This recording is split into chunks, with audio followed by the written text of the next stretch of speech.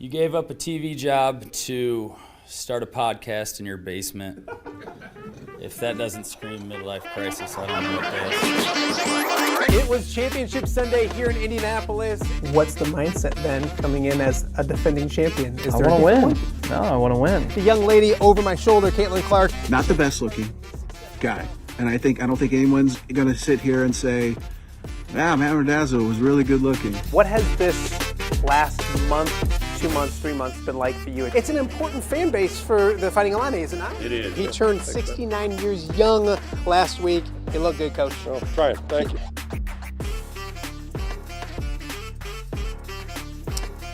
Welcome to Off the Air with Matt Randazzo here on a Wednesday in the Quad Cities, Wednesday, November 12th. Thank you guys so much for joining us. A lot to get to on a busy hump day here in the Quad Cities. It's weird to think we're already almost halfway through the work week. If you're looking to get through the day at work or school, wherever you're at, thank you. Let us help you. We love to do that. And the weather's looking nicer as well. It's supposed to be 70 coming up this weekend. I'm ready for fall. I got all my winter clothes and everything out, but I'll definitely take one more weekend of 70s before we deal with what we dealt with last weekend and worse. So if you're watching us live on YouTube, thank you for that. We appreciate that.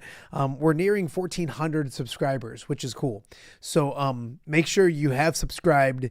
If you haven't, do so ASAP, and then tell a friend or two or 10 about what we're doing each and every weekday right here in the Quad Cities, talking sports, a whole bunch more, talking college sports, NFL, our local sports. A great time of year for local high school sports as well. We'll get to some of that today as well. I like to put a little high school sports, at least some, into every single show. One, because I love it, but then also because it introduces what we're doing, and now doing it for over 10 months right here in the Quad Cities. So getting close to that 1 year. We talked about it to start the week. A year ago Saturday was my last day at my former employer. So out of local TV and doing this and absolutely loving it, and thanking you guys for supporting it the way you have. Crazy that it's worked out, but knock on wood, things are going well. We're also live on X. If you're watching us on X, thank you. Be as active as you can. Give us your feedback with everything. We'd appreciate that. Same thing on YouTube. The YouTube chats have been more lively of late. I remember when I first started this, and I mentioned this earlier in the week, the chats were super chatty, if that makes sense. But I was busy and not knowing what I was doing, so I couldn't really chat along with you. So they kind of quieted down, and they're picking back up again, and I'm kind of figuring things out myself. So I'm able to chat with you guys a little more as well. So questions for guests, myself, complaints, all that kind of stuff. Hit up the YouTube chat as well. We're also on all your podcasting platforms as well. So if you're listening to us, thank you. Spotify, Apple, Podbean, iHeart, you name it. Anywhere you get your podcasts, if you go to Off the Air with Matt Randazzo, you should be able to check us out. And you don't have to look at me. You just have to listen, which is, I think, more tolerable, maybe.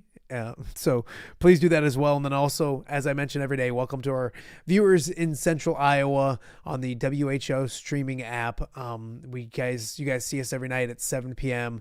Hopefully you're enjoying it. If you're an Iowan, be ready, because especially if you're a Cyclone fan, because Jake Brend is going to join us in a matter of moments. And that's where we're going to start today's show, coming up in a matter of minutes. Jake Brend from the Cyclone Fanatic will join us, and it's been a good 72 hours, probably more than that, for the Cyclones and their athletic programs. The football team went on the road, broke a 4-game losing streak at Texas Christian, TCU. No one thought they would, or very few people thought they would. So they're now 6-4, a realistic chance to go 8-4 in the season. So we'll talk to them about that, but more importantly, we'll talk to them about some college basketball, because on Monday, the Cyclones went to the Pentagon and won a basketball game in impressive fashion over a good Mississippi State team.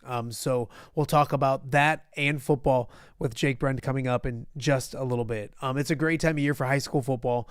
We're going to talk about what's to come on the field, and then some big news off the field with Mitch Stoermer from View from the West coming up later here in hour number 1. The on the field stuff is obvious.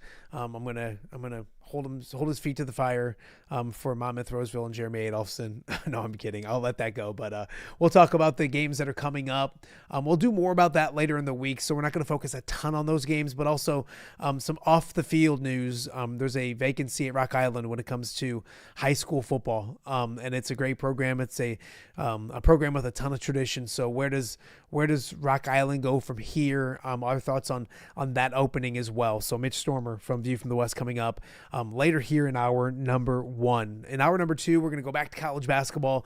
Augustana opened up the season. I'm really intrigued by this Augustana basketball team. So much local talent, which I love, and covered all these kids. But there's a couple Rock Island kids, a Sterling product, a UT product, a Riverdale product, all making big impacts last night as Augustana, with an impressive victory over Wisconsin Lutheran.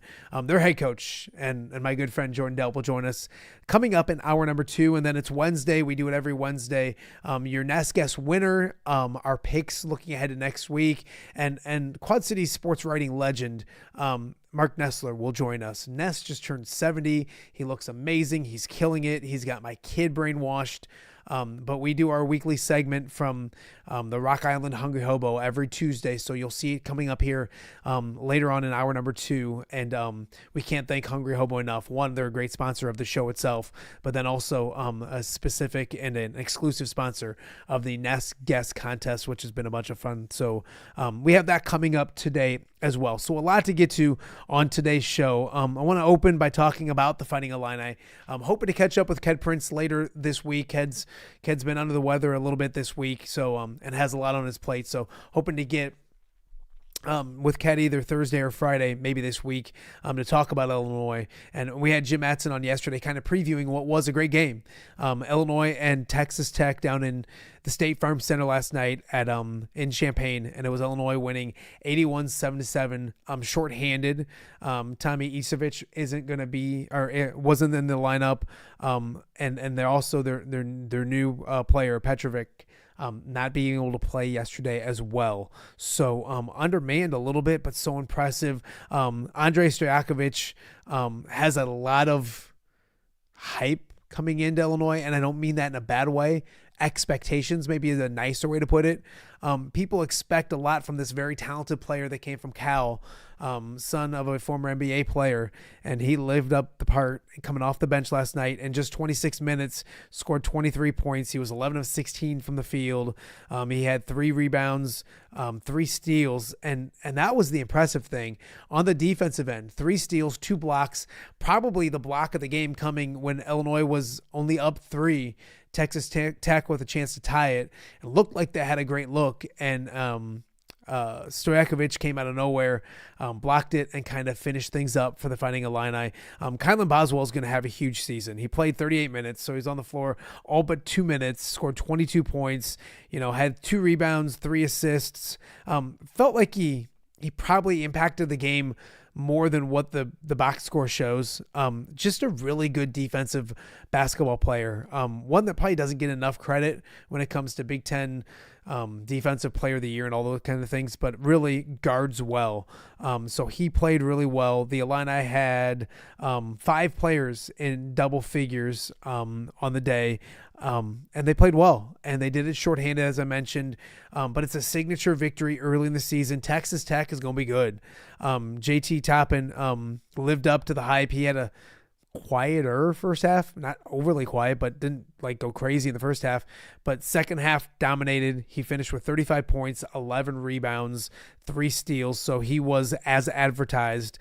Jawan Watts had 21, but outside of those 2, nobody scored in double figures. And it was Illinois with a big victory in what's going to be a very interesting pre-season or non-conference schedule for them. They loaded with big games coming up. UConn coming up. The Missouri game is always a big game coming up. Tennessee is on the schedule as well. So Alabama is the next big one. They go Colgate on the 14th, and I'm doing math in my head. So they do Colgate on Friday, and then they have a little time off before they go on the 19th. They play Alabama on FS1 again. So hats off to the Illini. We'll talk more about them later in the show. We'll also talk more about them with Ken Prince later in the week here on OTA. And I'm going to ask the question. We're going to do a daily OTA poll question on X. And the poll question we're going to put up there right now is, what is a realistic expectation for this year's Fighting Illini? Final Four, Elite Eight, Sweet 16, not making the tournament at all.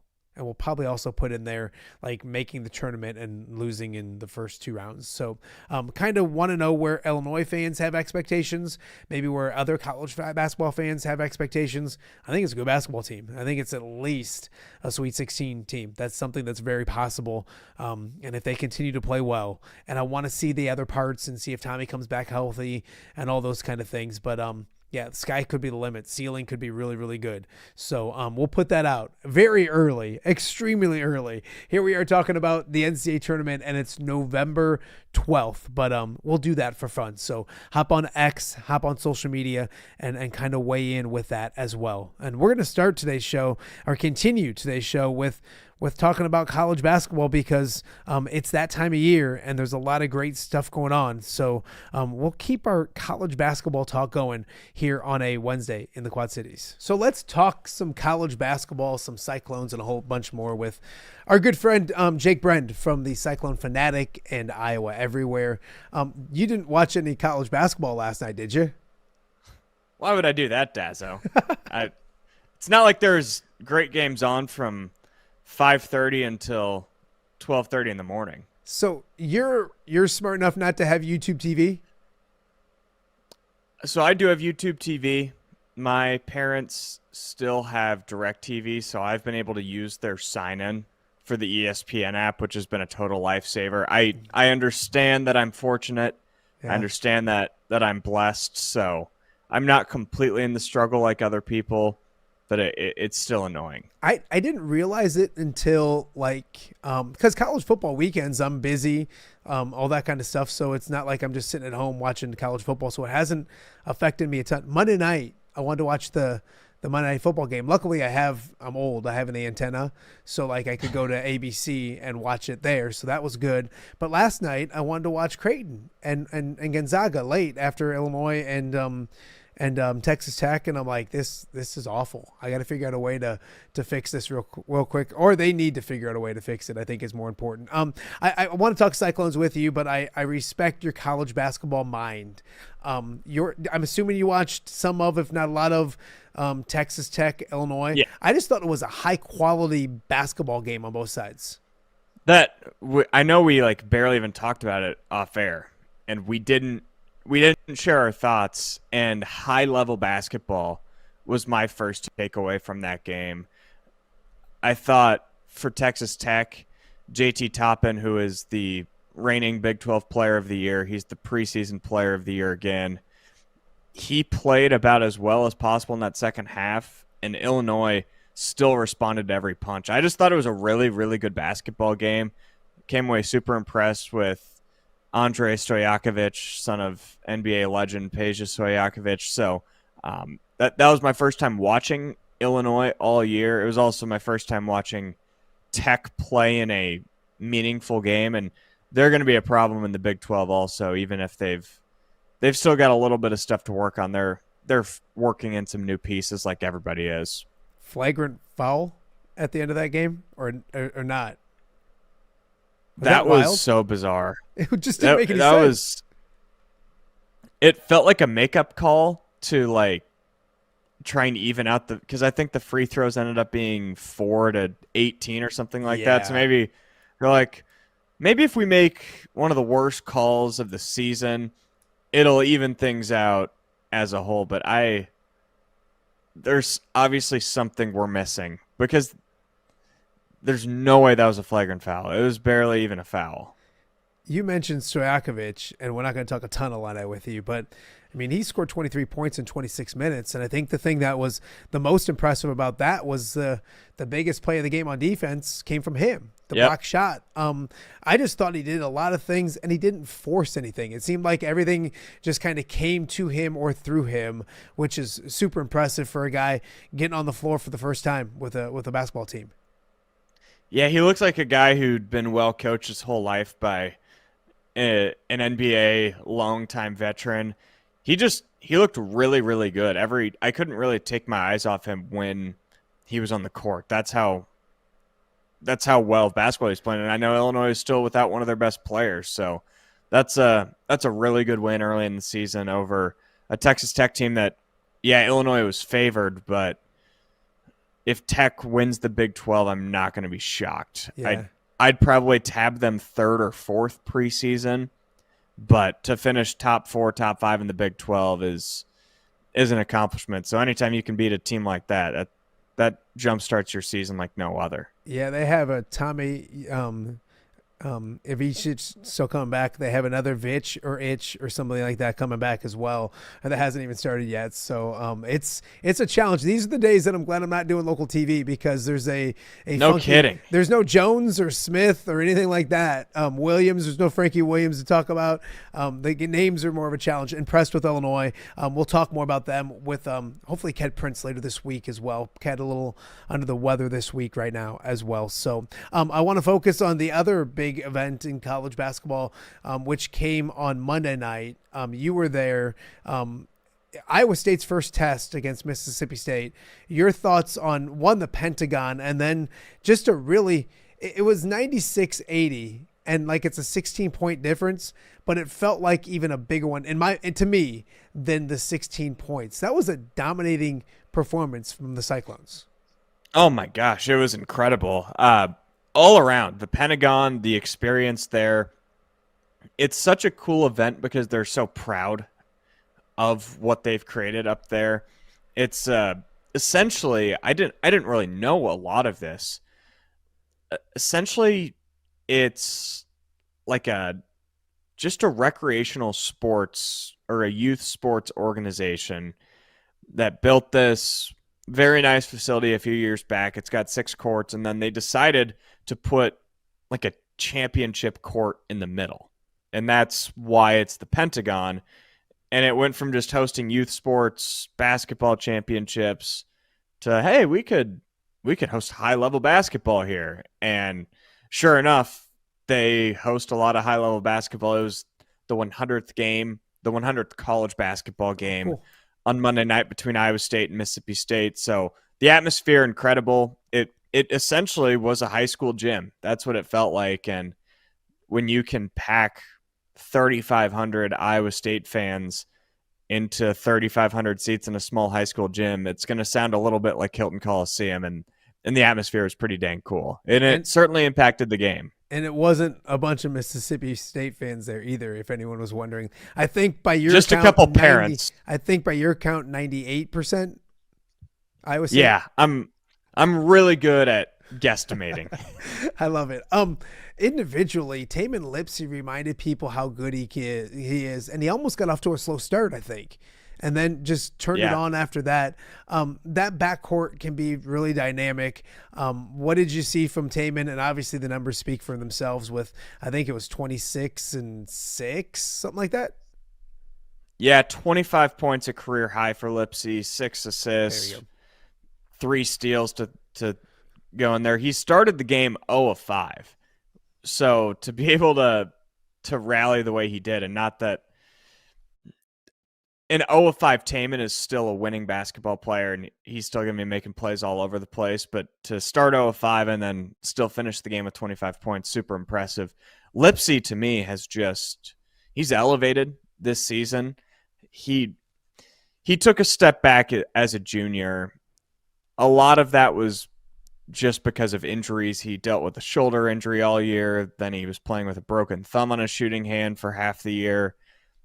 So a lot of it was injury. Some of it was he took more of an off-ball role, as you had 2 NBA players in Keyshawn Gilbert and Curtis Jones. And he's completely taken back that role as the on-ball guy for the most part. And he is the best version of Taman Lipsey we've ever seen. And you hope you can keep him healthy.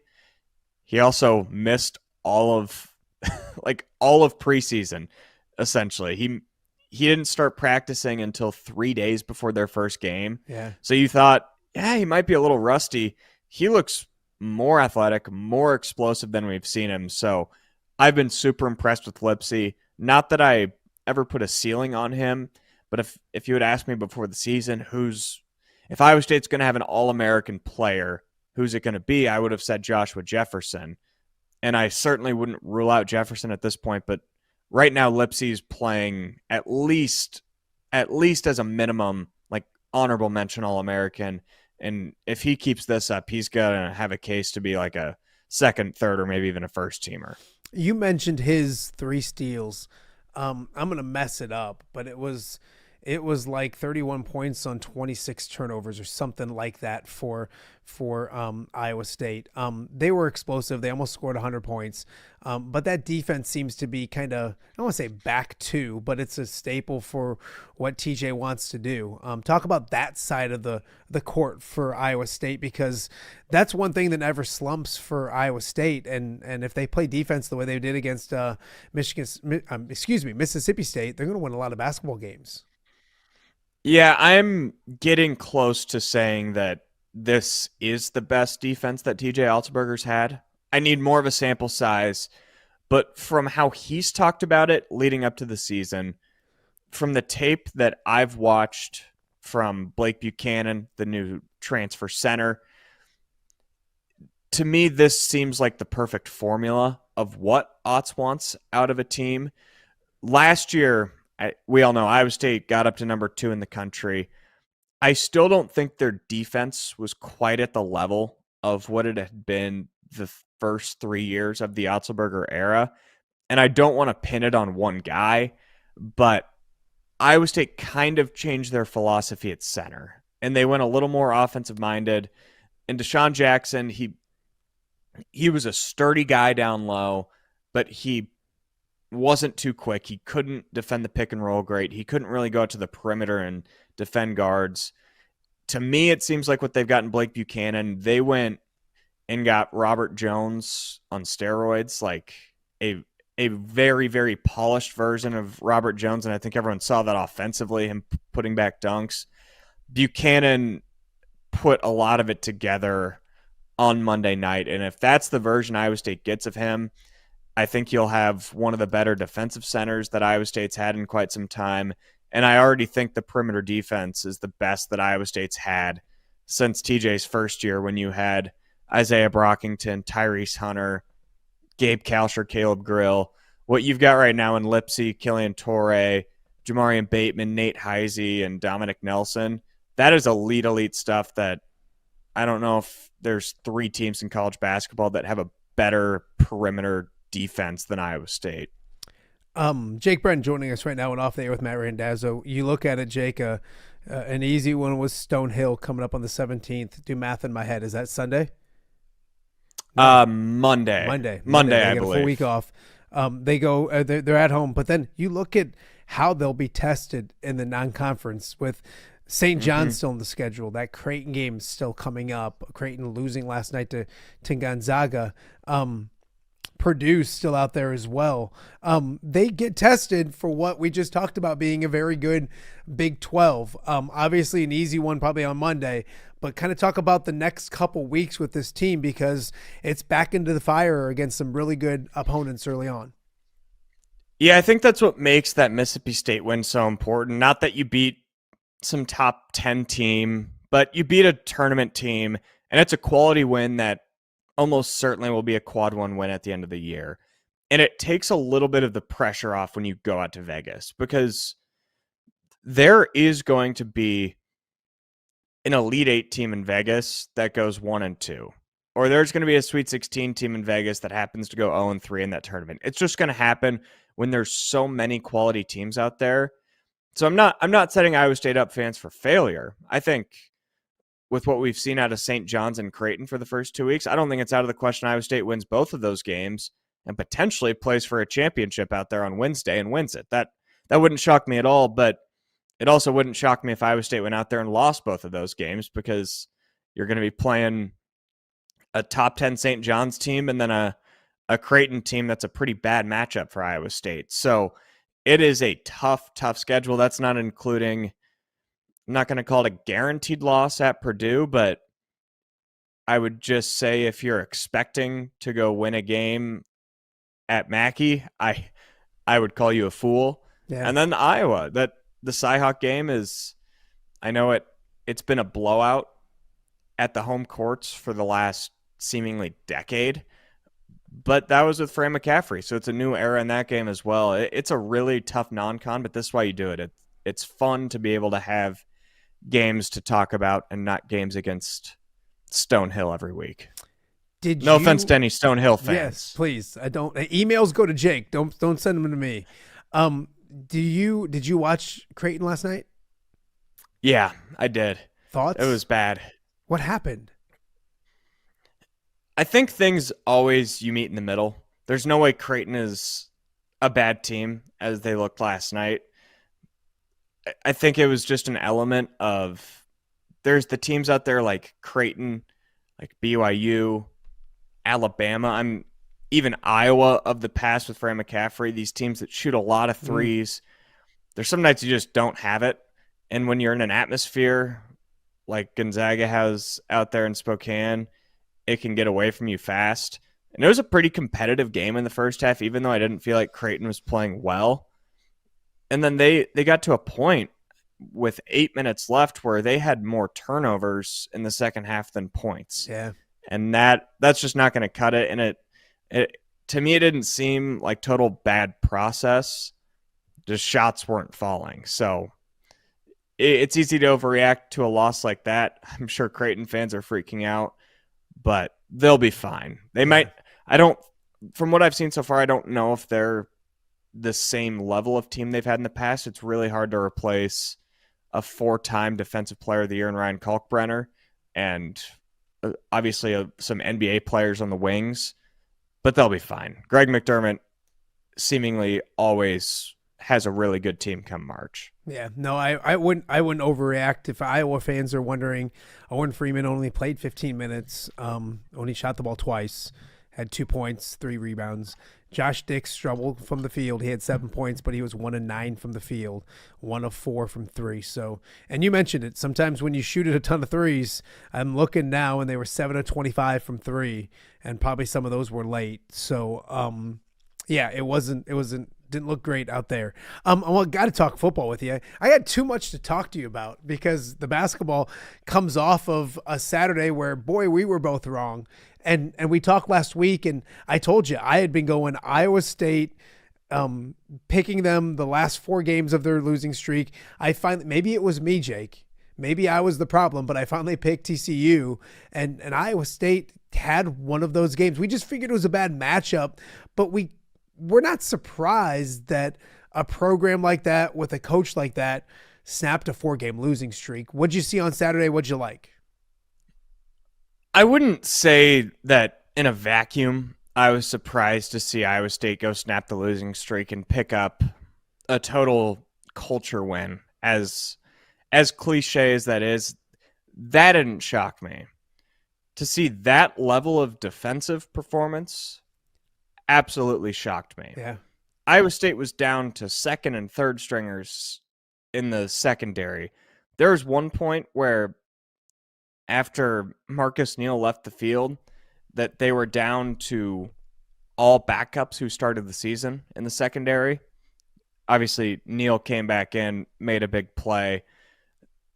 To pull off that level of performance against that team who, if you scout TCU, it's suspect defense, elite level offense, one of the best quarterbacks in the Big 12, the best receiving core in the Big 12, and Iowa State played their best defense of the season, and I think that was super impressive to be able to do that. And the offense still has some problems. Rocco Beck didn't play great, but the defense kept Iowa State in the game. And then Rocco, really for the first time since the Cyhawk game, had an opportunity in the fourth quarter with the game close and was clutch and looked like the Rocco Beck of old. So that's certainly encouraging as you build into the last 2 games of the season and throwing a bowl game in there as well. Absolutely, and they get a bye week, which I hate, but I don't think they like it either because the people that are hurt are kind of hurt. I don't know if you're going to get too much health from a bye week, and you're playing well, and you get 2, I think, very winnable games coming up to maybe get to 8-4, get to a good bowl game, all those kind of things. With that being said, we asked a question on yesterday's show, maybe it was Monday's show, and I'll ask it to you. And you don't have a ton of Illinois knowledge. You're smart. You know everything. What of these 3, they're like our Quad City area teams, which one of these 3 is the best football team right now? Illinois, Iowa, or Iowa State? And I think all 3 have claim for like, well, we're better because of this. So I guess what are your thoughts on the top of your head? It's Iowa. I wouldn't hesitate too much with that. If you're just talking about which team is playing the best football right now, there's no doubt it's Iowa. They were, 6 feet away from knocking off Oregon on Saturday. I don't know how much that Oregon kicker made the field goal by, but if it goes 3 yards left, it's a completely different conversation today. I think Iowa has peaked at the right time, where Iowa State maybe peaked a little early, got some injuries. And Illinois, it's not the same exact story as Iowa State. They didn't have nearly as bad of a losing streak, but it still feels like they haven't really played their highest level of football in their biggest games outside of that USC game a little over a month ago. I think if those teams played a round robin right now, Iowa would probably beat both of them. And the funny thing is, if you're Illinois, you can say the best win for any of them is probably USC right now. Maybe it's Iowa State over Iowa. But and then if you're Iowa State, you can say, "Hey, we beat Iowa, so shut up." And then if you're Iowa, you still have that. And the thing that bugs me about Illinois is just they lost 3 games that you're not ashamed of. You know, you lost to Indiana, Ohio State, and at Washington. A lot of teams are going to do that. It's the way those games looked that I think kind of take them down a notch, because while Iowa lost 3 games, Indiana's really close. Iowa State's a good football team, and Oregon, and all 3 games really close. So just something we kind of bantered around. I want to get your thoughts on as well.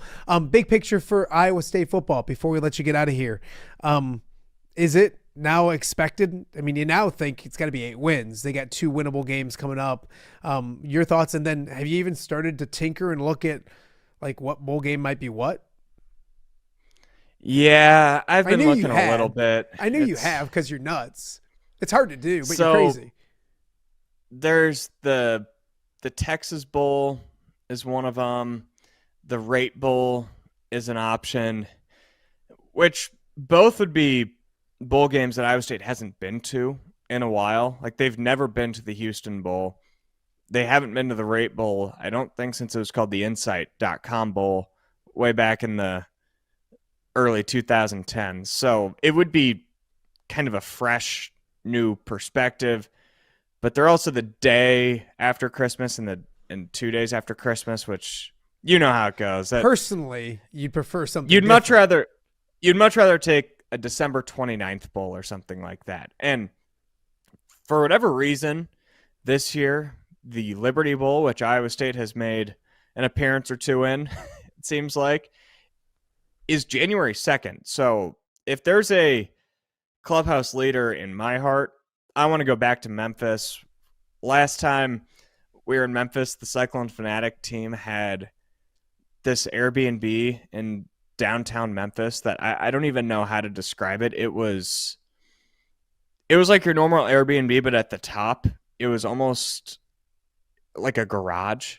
And there would be 30 people in there every night, just friends of Chris and media friends we'd all go up there and look at that, have a fun night. So I kind of just want that. You play a decent SEC school, you probably beat them. That's my clubhouse leader. And as far as the last 2 games of the season go, yeah, Kansas has given Iowa State some troubles. I don't think they're the same team that walked into Jack Trice Stadium in 2023 and beat Iowa State.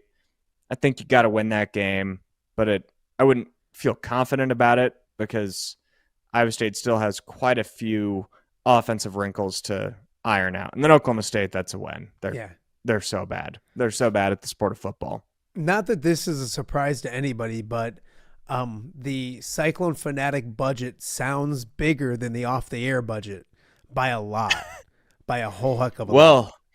Well, the Airbnb deal, it's cheaper than, because we'll probably have 3 or 4 people go. It's a good idea. It's cheaper to split these Airbnbs than it is to go buy 4 individual hotel rooms. Yeah.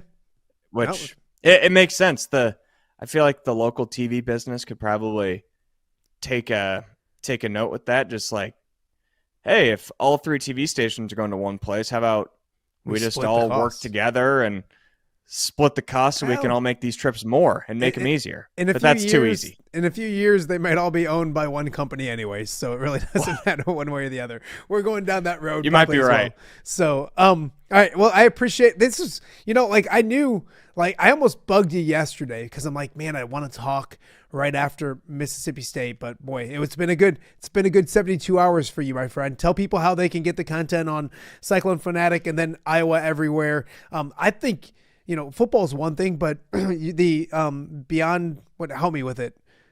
The podcast bigger than 12. Bigger than 12. Bigger than beyond 12. During basketball season, I think that's going to be a must listen because I think the Big 12, especially the upper echelon, is going to be as good as it gets. You're going to have every week. There's going to be a marquee top 10 matchup almost every single week. So, anyways, plug all the stuff you got going on. You busy dude. Yeah, right there. Iowa Everywhere, bigger than 12. It is, it's your one-stop shop for all things Big 12. This time of year, we're still all in football mode. We might start sprinkling in a little bit of basketball soon, but after the Big 12 football championship, that's when we'll go full into basketball mode and react to every game. And I try to watch pretty much every single Big 12 basketball game each week, so I hopefully can be a Big 12 basketball expert. And then Cyclone Fanatic, just head to Cyclone Fanatic on YouTube. I've spent a lot of time organizing it to have all of our content be easily accessible, and I've got a playlist up right now of all of our Iowa State versus Mississippi State coverage. And if you want to go check out my highlights, my post-game recap, the post-game press conferences, all that stuff is in one place at Cyclone Fanatic on YouTube. So go check it out if you want to be a fanatic. Absolutely. And if you're in the eastern part of the state of Iowa, you watch the show and you complain because you don't talk about Iowa State enough. First off, Jake's on here all the time. Second, you can also go to the Cyclone Fanatic and get your fix each and every day. So, Jake, I appreciate you as always. We'll catch up again next week. Thanks a lot, Dazzo. All right. That is Jake Brend from the Cyclone Fanatic and a lot going on in Ames. Basketball team with an impressive victory on Monday night. And then, of course, the football team, surprising a lot of people, including Jake and myself, beating TCU. And now 8-4 is an expectation now. And then go play a bowl game. And, again, if you're an Iowa State fan and you're complaining about a 9-win season or an 8-win season, you're in a good spot. And same thing at Illinois and Iowa fans. I tell you that all the time. If you win 9 games a year and 8, 9, 10 games a year, it's pretty good life of a college football fan. So, we got more to get to coming up after the break. We're going to stick with the college basketball theme. And actually, we're not. We're going to talk a little high school football. View from the West. Mitch Stoermer will join us to talk about the postseason and then also a coaching vacancy at Rock Island High School. That and much more right here on OTA. All right, be honest. Are you craving Hungry Hobo again? You know, that fresh sliced meat piled high on those amazing sandwiches, hot off the grill chicken and steak with all those delicious toppings, the biggest and best selection of baked potatoes, or simply some waffle fries dipped in cheese. Well, now that quantity favorite is even easier to get. Download the Hungry Hobo app today. Order ahead, skip the line, and earn rewards all at the same time. There's Double Points Monday and exclusive specials as well. With 12 locations in the Quad City area, it's Hungry Hobo. Now even easier to find, but still hard to resist. Rafferty Funeral Home, dedicated to serving families in the Quad Cities since 2007. Hi, welcome. Here, come on in. An experienced staff plans each service to reflect the unique life and legacy of your loved one. Rafferty Funeral Home is proud to serve our community with dignity, respect, and compassion, helping you to celebrate your traditions and lasting memories no matter your faith, culture, or budget. Rafferty Funeral Home in Moline. Call today to discuss prearrangements.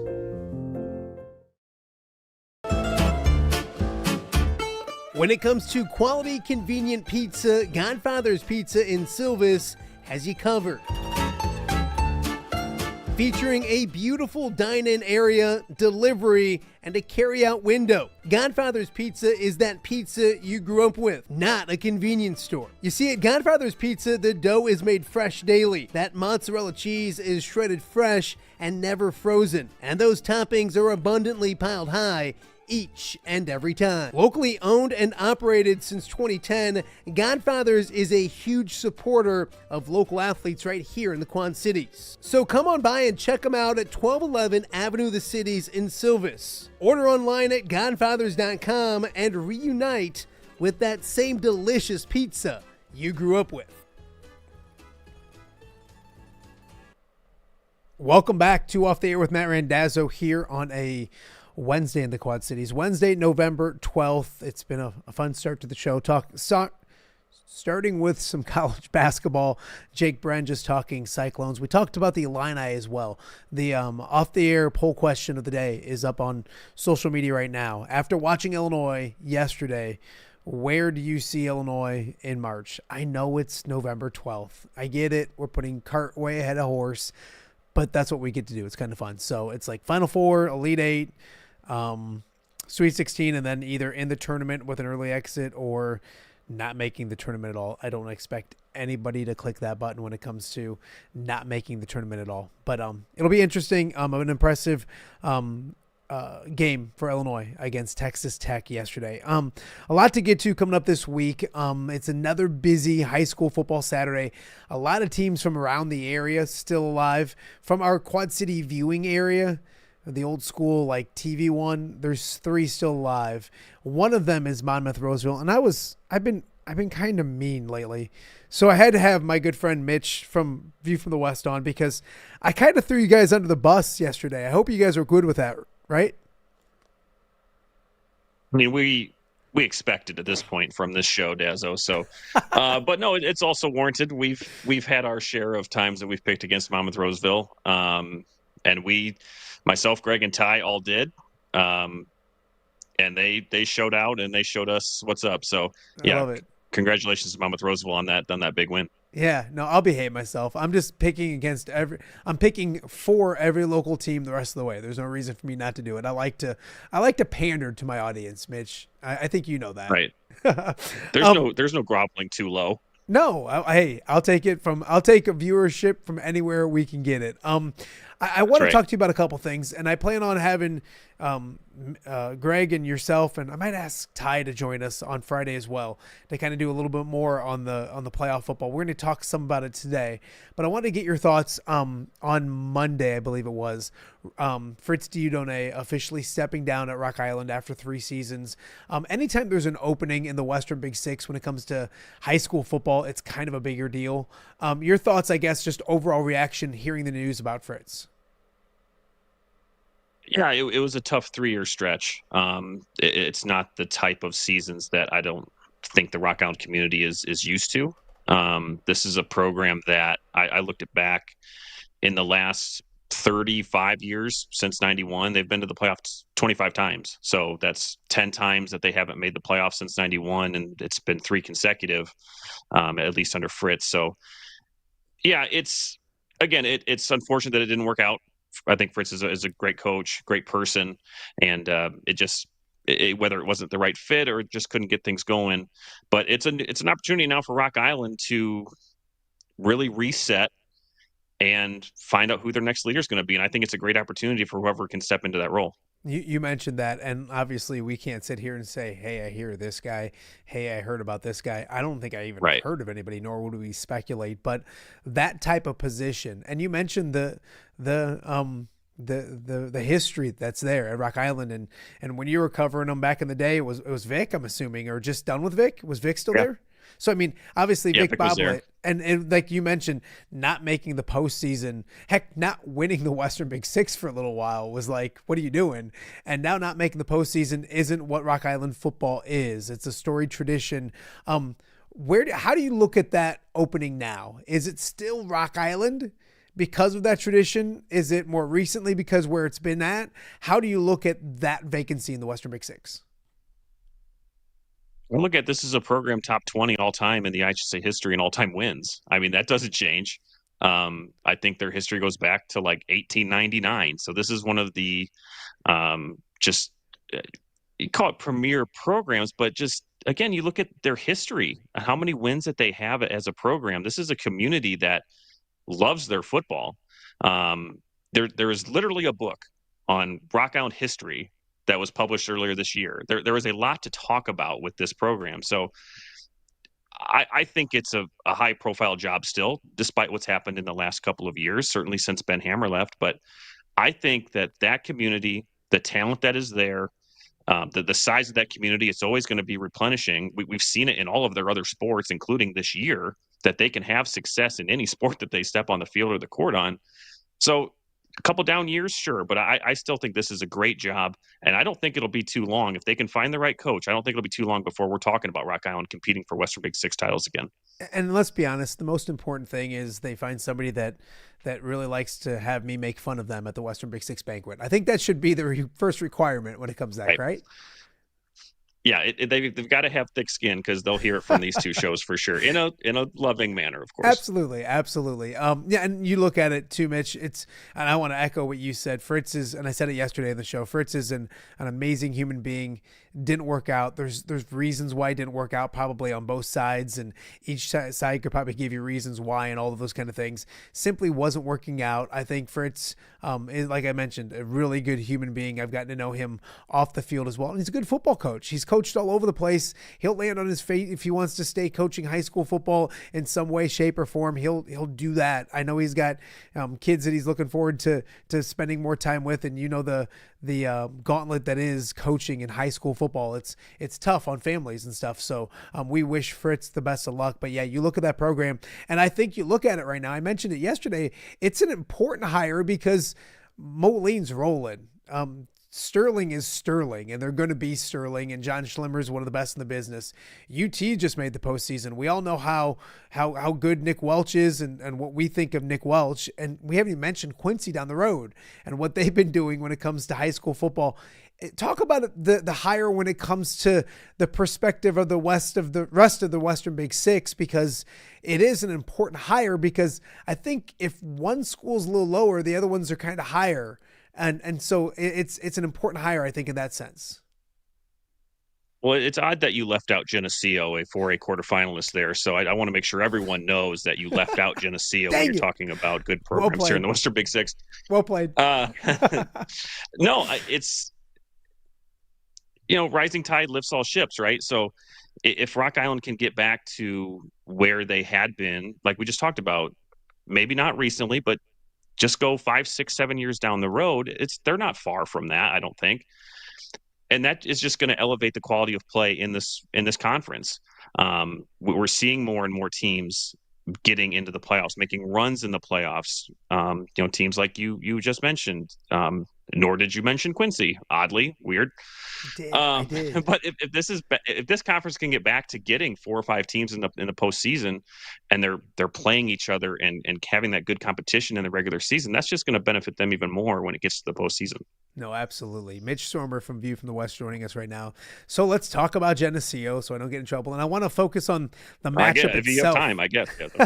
I want to talk about the matchup itself, maybe on Friday with Greg and yourself and maybe Ty.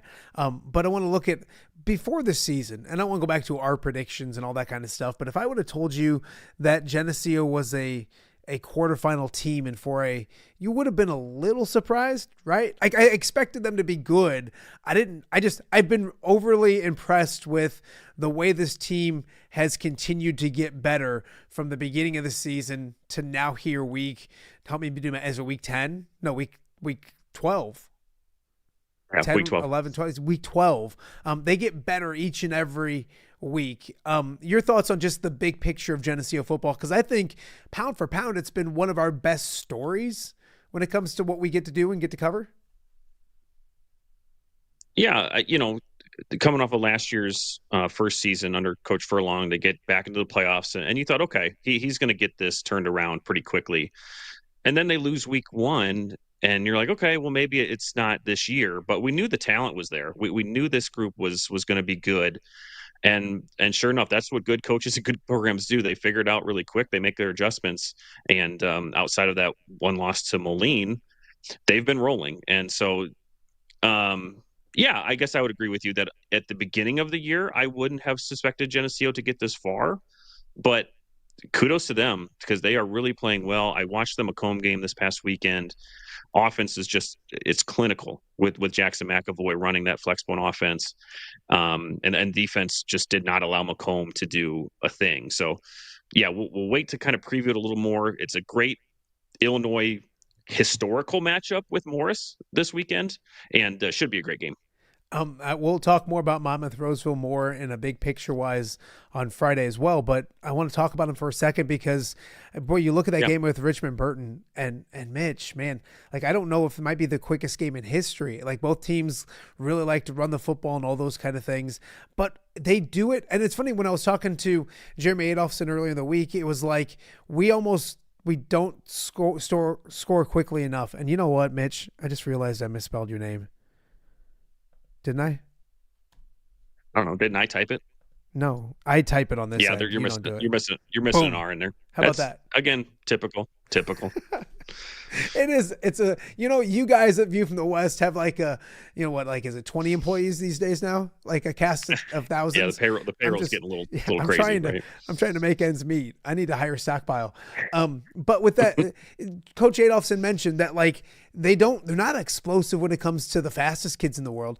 What they do offensively is really unique and beautiful in a way, if you love old school hard-nosed football, because they don't only move the football and score, but they physically punish you and they take a bunch of time off the clock to do it. It's a unique and impressive offense, isn't it? It is. It's not the same style as Geneseo, but they do the same types of things and they do them really well, and look where it's led them, both of them in their respective quarterfinal games in their classes. So yeah, they've got the size to compete with anybody.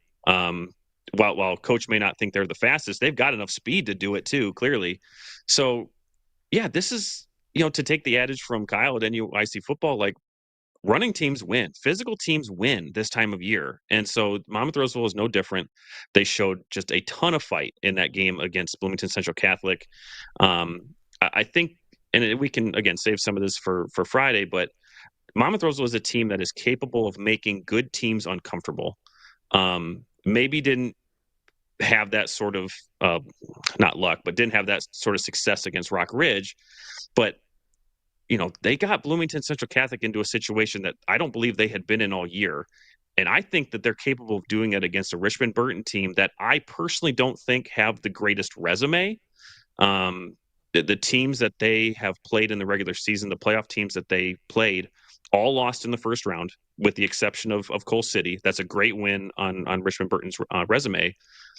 But they had two very, very easy playoff games so far. Now, they did what great teams do, and they blew out that competition, but I don't think they've been uncomfortable. I don't think they've been out of rhythm, really, probably since that week 2 game against Coal City. So Monmouth Roseville has the DNA to do that this weekend. It sounds like you're ready to pick Monmouth Roseville. Oh, wait, I don't want to spoil anything, but it sounds like that you way. Can. I did. I did. Yeah, for sure. Attaboy. And it's and I'm not, and again, I'm not trying to make up for my sins of the past. I just look at this game and for exactly what I said. I watched some of the Richmond Burton game against North Boone in the first round. And I don't mean to take anything away from Richmond Burton. This is a fantastic program. They are very clinical and efficient in their offense as well, and they play really good defense. But I just don't know the quality of opponents that they've played. And I think Monmouth Roseville can get them into a situation where they can't do what they've been doing to every team since week 2. Here's how impressive Monmouth Roseville victory last week against Bloomington Central Catholic. We had Coach Adolphson on, and then we had Jim Matson on right after. And there's Jim Matson, obviously covering Bloomington Central Catholic. And he's like, first thing he said was, I loved listening to Monmouth's head coach, because that was super impressive, because he's seen Bloomington Central Catholic all year long. And he's like, he told me off the Daz, they were really good. And for a team to come down and beat them, they have to be pretty good as well. So Annawan Wethersfield moves on. I believe it's because Tony Grip was on the show last week. He's probably looking at his phone right now going, God, I hope Daz calls me again this week. We're not going to get this thing done unless Dazzo calls me. But it was a really cool story for them as well. They fell behind early against another team, Deer Creek Mackinac, that we talk about every postseason. They came back and won. That gives them a bunch of momentum coming up against a really good opponent, a really, really good opponent coming up on Saturday. I mean, not just down early, they were down 18-6 midway through the third. Wow. And that kind of started this epic comeback, 27 second half points for the Titans. You know, they had to go ahead and eventual game winner with about 7 minutes left, and they had a goal line stand as time expired. So, a fantastic game there. This has been a fantastic season for Annawan Wethersfield, as we expected. You know, going back to your question about Geneseo, if you would have asked me if I expected the Titans to be a 1A quarterfinalist, I would have said, yeah, absolutely. Yeah. This is the team that can get there. But now we're in that spot again. Can a team from the small side of the LLC stack up against one of, if not the best team in the NUIC this year? Talked about on our show earlier this week. I don't think there's a team playing with more momentum than Lena Winslow. And I know that that's not a huge, hot take for a program like that. But I think they have figured out what works for them offensively. They've got two of the best backs in the state, and they know how to distribute that ball. So this is a huge test. And I have been super impressed with the Titans. They are going to have to play their best game of the year, I think. But it's at home. It's going to be a great environment there. Should be a great place to watch a playoff football game. Should be some great action. But I think this is a bit of a David and Goliath matchup. I really do. I believe it as well, and I love the fact that we get to see it be played out on Saturday. We'll talk about all these games more in depth coming up on Friday as well. Get Greg's thoughts on them, and maybe I'll call Ty. I feel bad because last week I didn't forget, but I just didn't get a chance to chat with him. So we'll get Ty back on here as well. He's in basketball mode, man. He's all over. He's like the broadcaster of the year in the world or something like that. Did you see that? Like right, America's finest or something like that, the world's greatest. So if he lowers himself, we'll have him on. I got to ask you real quick, because we're not like all high school football being on a Wednesday. Your thoughts on the college football playoff rankings? Your Notre Dame Fighting Irish. They go to Pitt this week. A road game against a ranked foe. They're still an 11.5-point favorite. How are you feeling about your Irish right now? Feeling good. I think that they are playing really well. Kind of the same thing. Just kind of talking about Lena Winslow. Like they had their licks early, and certainly from a defensive perspective, they looked awful.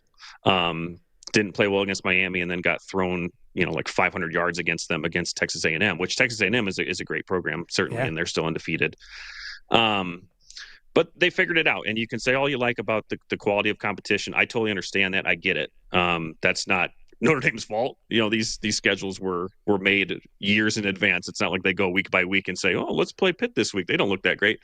So they can't really control that, but they go in and they win.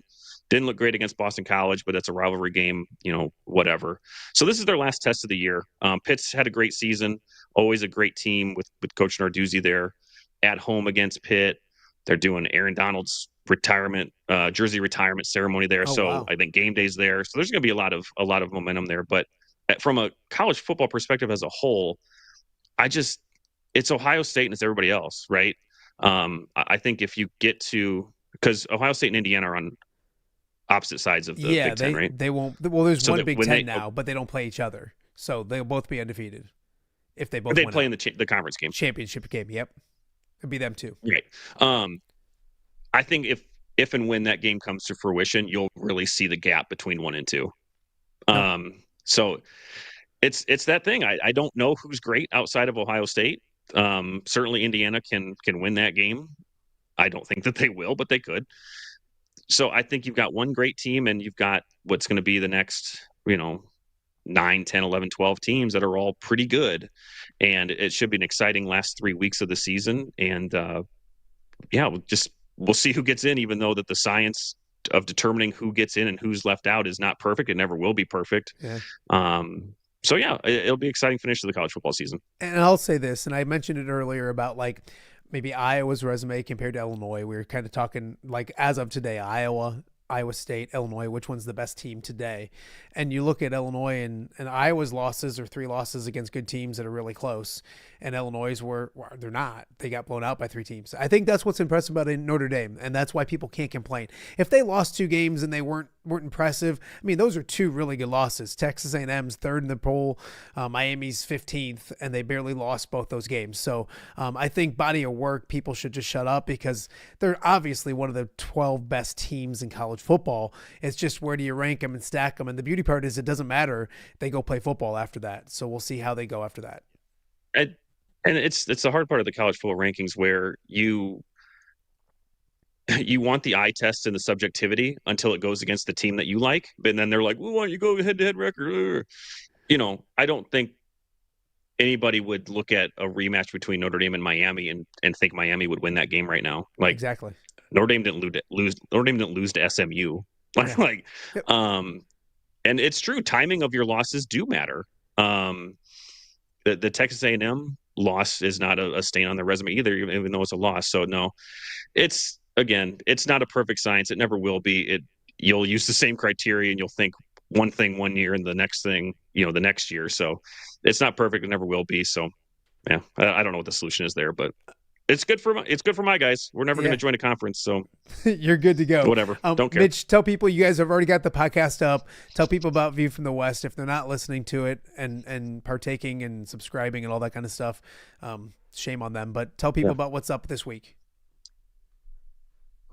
Yeah. So as we've been doing here in the postseason, we'll do an instant reacts, which isn't. Well, I guess it'll be more instant, I guess, with all the games being on Saturday. But we'll do an instant reacts at 9:30 on Saturday night, recapping all of our games and previewing who's moving on to the 11-man semifinals. We've got a number of teams still alive. I think it's 7. Yeah, I believe it's 7 teams still alive that have a chance to get into the semifinals. We've got 3 teams in 8-man. 8-man's a round further. They're in the semifinals right now, so we'll still be talking about Milledgeville.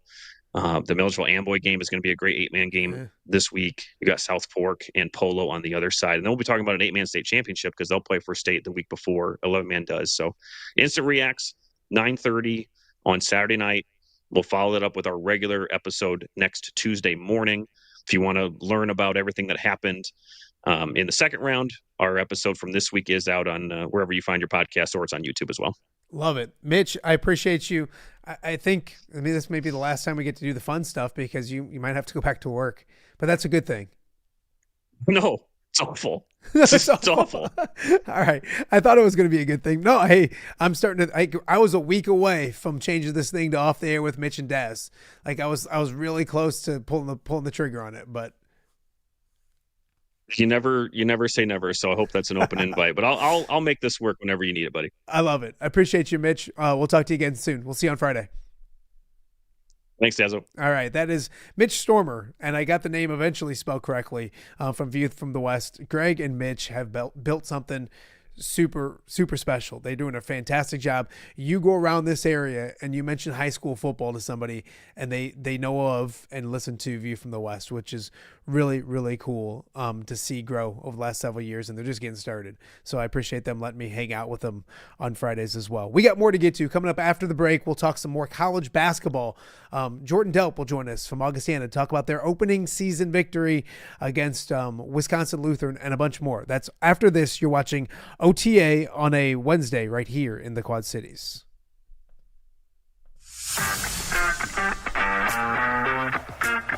Are you looking to take your next party, tailgate, or golf outing to the next level?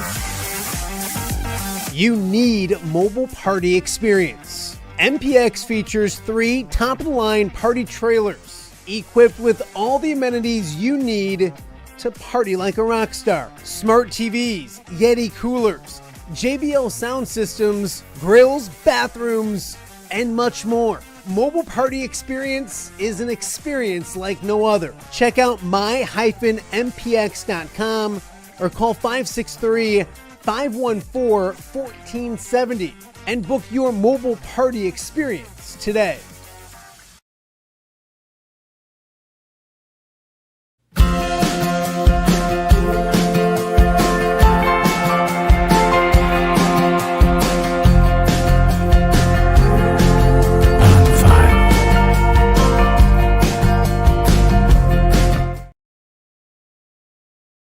Give me the keys. Learning to drive can be stressful for both the student and, yes, the parent as well. Relax. There's an easy way to avoid the stress. Skiles Driving School in East Moline has been helping new drivers hit the road with confidence for over 20 years. Whether you're a teen earning your first license or an adult looking for behind-the-wheel training, we've got you covered. Their certified instructors are patient, experienced, and use modern vehicles equipped for safety and comfort. From classroom instruction to real-world driving, we make learning safe, affordable, and even fun. Call 309-278-0098 or visit skylesdriving.com. Skiles Driving School. Get in, buckle up, drive your future forward. Welcome back to Off the Air with Matt Randazzo here on a Wednesday in the Quad Cities. College basketball season is in full swing. We've talked about it already in this show. Illinois with an impressive victory at home against number 11 Texas Tech. We talked to Iowa State earlier. They won yesterday as well. Locally here in the Quad Cities, the Augustana Vikings opened their season at the Carver Center against Wisconsin Lutheran last night, and they did so with an impressive victory. And joining me now to talk more about it, the head coach of the Vikings and my good friend Jordan Delp. Good morning. How are you, young man? I'm well, Matt. Thanks for having me this morning. I mean, you were late, but I appreciate you having me, and we're ready to go here. Yeah, see, it's not about how you get there. It's not always the journey. It's the destination sometimes. Actually, I think it's the opposite. But anyways, congratulations on the opening victory. I know we've talked several times this offseason, and you like your guys, but you never know what it looks like. I know it's early, and you could probably have a list of things you can work on, but as a head coach, what did you like from your guys in game one? Yeah, I mean, I thought we really found a way to step on a neck in the second half, right? And that's something that we've been talking a lot about. We knew with the strength of Wisconsin Lutheran's program and with the way that they play, it was going to be a bit of a game of runs. Okay, they like to get out and pressure. They're going to be physical. They play relatively similarly to how we play, and so what we tried to focus on was extending our runs and eliminating theirs. And we didn't do a great job of that in the first half. But in the second half, to only give up 32 points and to really do a better job of keeping that ball in front of us and stop getting into as many rotations, it was a really exciting thing because, it's harder to play defense in that second half on the opposite end. You're a little more fatigued. You're away from the bench. So you can't hear as much. It's really just you five guys out there. And we did a great job of defending without fouling. I mean, they scored their 69th point with like 6 minutes and 11 seconds to go when it fell through the basket, and they finished with 73. Wow. So to only give up 4 points in the last 6:13 is a testament to the way our guys finished and the geology type of pressure overtime games we want to play. And you mentioned it all the time, Jordan. You guys are going to score the basketball, do those kind of things. But, I mean, the toughness and the defensive side of the basketball courts, I know, extremely important to you.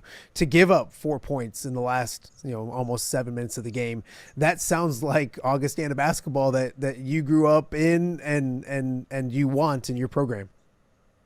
Yeah, we want to be a tough opponent. Every single second out, we are not going to give up anything.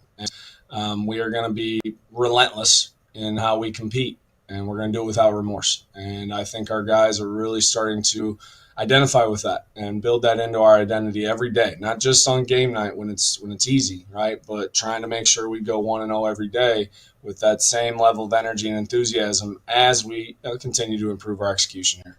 But it was a great way to kind of end game one there, finishing by limiting a team to 4 points over 6+ minutes. Wisconsin Lutheran, a very good basketball program, went to the Sweet 16 last year. I know they had some differences and changes, but it's a great program. It's a winning program. To get that early and kind of see it, I know seeing is believing for your kids. You can tell them all off season, this is the way you want to do it. What is it to actually seeing it on the court and seeing maybe a little success in what you guys have been preaching all off season? Yeah, I mean, first and foremost, I think it was nice for our guys just to see somebody else, right? We've been going against each other a lot, and we had a couple of scrimmages, but to have a real one was a nice, there was a lot of life in the arena yesterday, right? And this was their second game, okay? So they had already gone through it a little bit, right? They had gone through some of those jitters, but we also had the benefit of knowing what to expect a little bit more than they did, right? Having not seen us play yet. But you're right. It is a phenomenal program that Coach has built up there. And a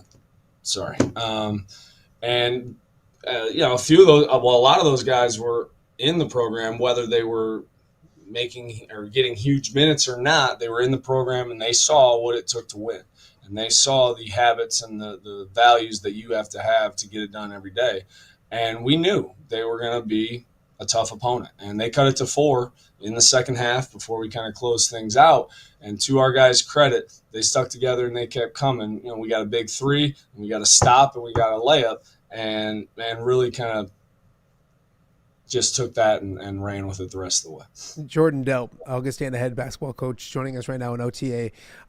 One thing about your roster that I love is that you always have the local guys, and it seems like this year you have maybe more impact local guys than you have in a while. And you look at the box score, and it's like Rock Island, Sterling, Riverdale, United Township, all making impacts. Can you talk about how some of those local guys did? Few of them younger, I think sophomores when it comes to Dom and Jake, but then you got the 3 transfers that we've talked a lot about.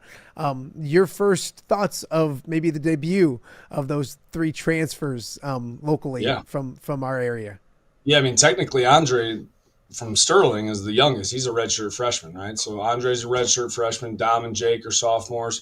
Cam's a junior. Marian's a senior. So we're kind of up and down the lineup there. But each one of those guys found a way to make a huge impact for us last night, right? Jake and Cam and Marian all in the starting lineup, all ready to come out and set a tone for us to start not just the game but our season, right? And really came out and I thought played with the type of toughness that we want to display every second we're on the court, and then made meaningful contributions in a lot of different ways. But, I mean, all of them across the board were. I could go into each one of them, I guess. Jake played 31 minutes after not really playing much at all last year and found a way, to really get things done and got a huge rebound late for us, right, to go kind of over top of everybody else and get a tough contested rebound.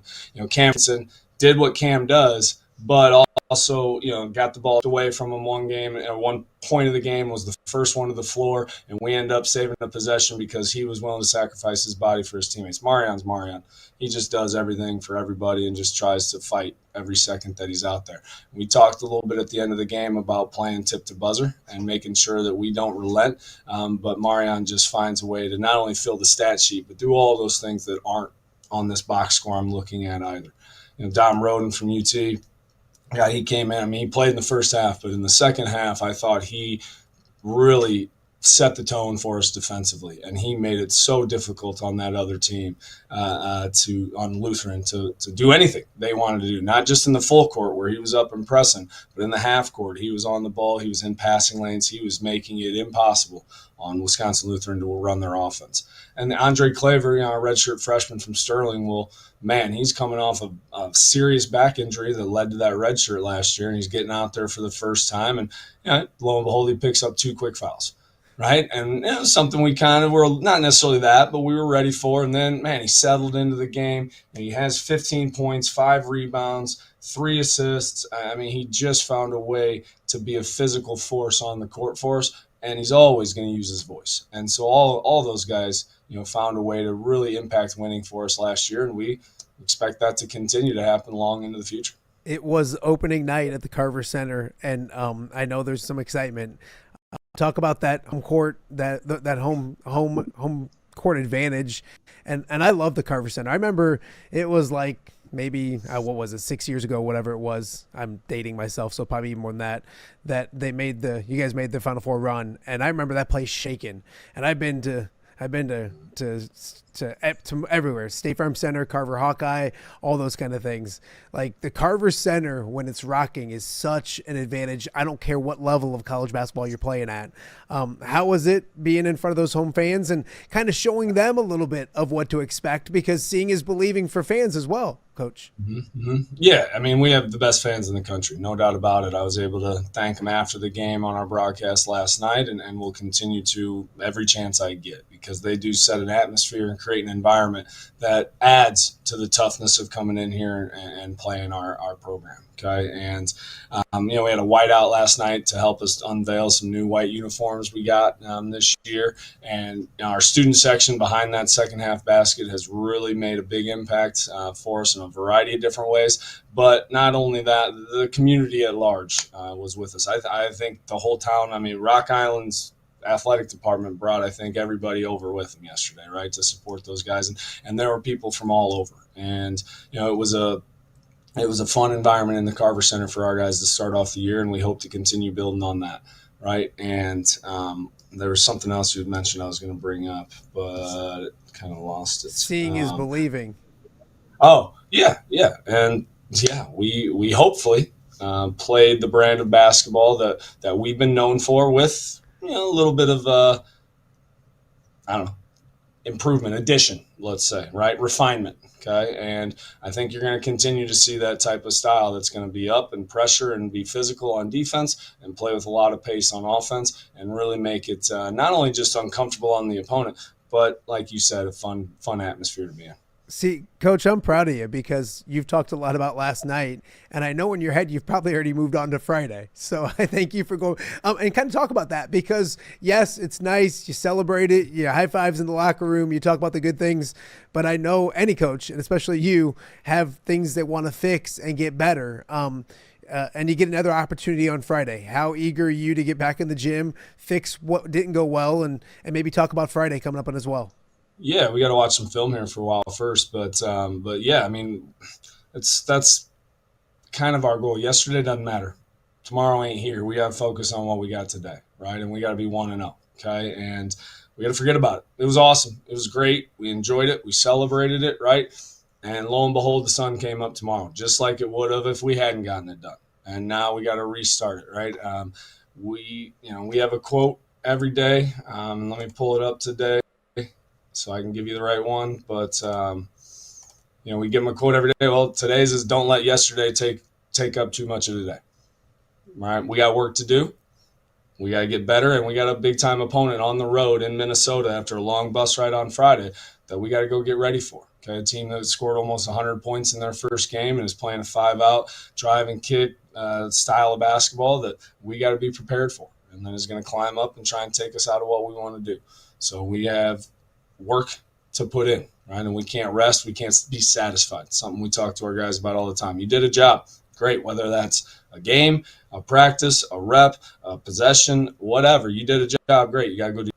So we got to get back to work. Coach, you mentioned going back to work, and obviously Wisconsin Lutheran's a good opponent as well. And you look at your non-conference, you're going to be tested in the non-conference to get you ready for the wars that is the CCIW. Can you talk a little bit about that? Because that's not by accident that you're scheduling some of the opponents that you schedule and get on there, because you know firsthand that it's a dogfight, not just with the elite in the CCIW, but with almost every single team in the CCIW. Not every night. Every night out, it's a battle. The team who technically finished last in our league should have beat the team that won our league twice. And so you got to be ready every single night. And iron sharpens iron, and we're going to make sure that we're challenging ourselves every opportunity we get, whether that's practice, our scrimmages, or our non-conference schedule. We have to make sure we're ready for the rigors of the CCIW slate. And it's coming. And we're getting ready for it every day. But, again, all we can worry about is what we got control over, and that's how we focus and get better today. Last one before I let you go. How do you celebrate a victory? Do you let yourself get a burger on the way home? Is there anything fun that I feel like you just go back to work. Is there anything, do you treat yourself to Whitey's or something, or no? Is it just? I got to spend a bunch of time with my family after the game. That's a win. And got to talk to them. And luckily, I mean, not just my immediate family. I have a large number of family members from home or that have now moved to the Quad Cities who came to the game as well. So, there's probably, I don't know, 15 or so of them here last night. And so I got to connect with them for a long time. And then, yeah, that's kind of the way we wind down. And then, we go back to work. I love it. Coach, I always appreciate you. I know we'll talk a lot this year. I still owe you one. So one of these weekends on Friday, we're going to do a show from the Carver Center and all that kind of stuff. The new uniforms, are they nice? Do you like them? No, I bought uniforms I hate. Well, I know you like. Well, tell me about. Are they? No, they're talk about. Show up. What do you mean? Tell you about them. What do you mean? There's a stream you can watch. I don't need to go to the stream. You didn't do your research last night. Forget a stream. I should have been there. That's what I thought you'd yell at me about. Is there were seats there? I could have been there, right?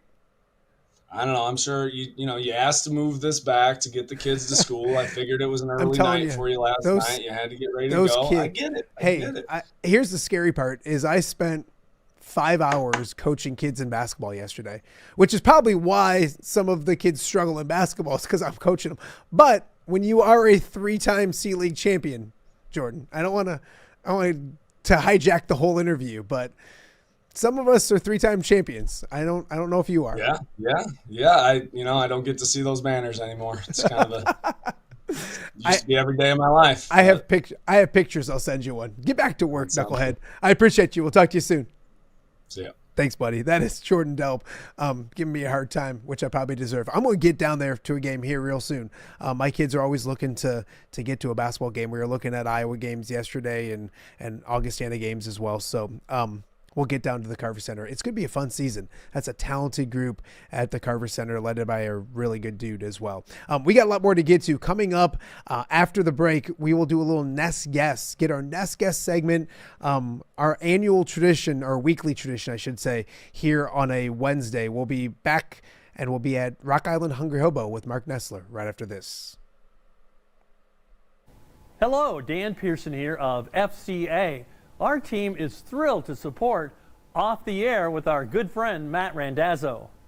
We share the view of the power of sport when it comes to relationships, including the influence of the coach. FCA believes the coach is the most influential person in America. Matt celebrates local coaches and athletes. His content is informational, insightful, and inspirational. Our Fellowship of Christian Athlete team loves partnering with Off the Air with Matt Randazzo while we engage, equip, and empower coaches and athletes in our 23 counties. FCA, the heart and soul in sports. View from the West, the podcast covering Illinois high school football. It's going to be a hard-hitting game. It's going to be great football. Weekly analysis and reaction from around the western side of the state of Illinois. This is the game we had circled when the year started. Follow along on YouTube and subscribe wherever you listen to podcasts. It's big-time football out there tonight, and I know we can play big-time football. View from the West. We got you covered.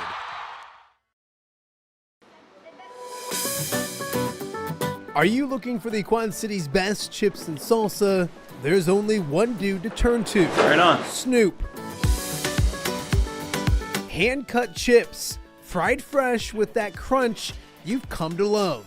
And the most addicting salsa with delicious fresh ingredients each and every time. Pick up your chips and salsa, queso, enchiladas, and much more at the Stern Center in Rock Island. To place your order, simply call the man himself. It's Snoop at 309-314-8197 and find out for yourself what the rest of the Quad Cities already loves.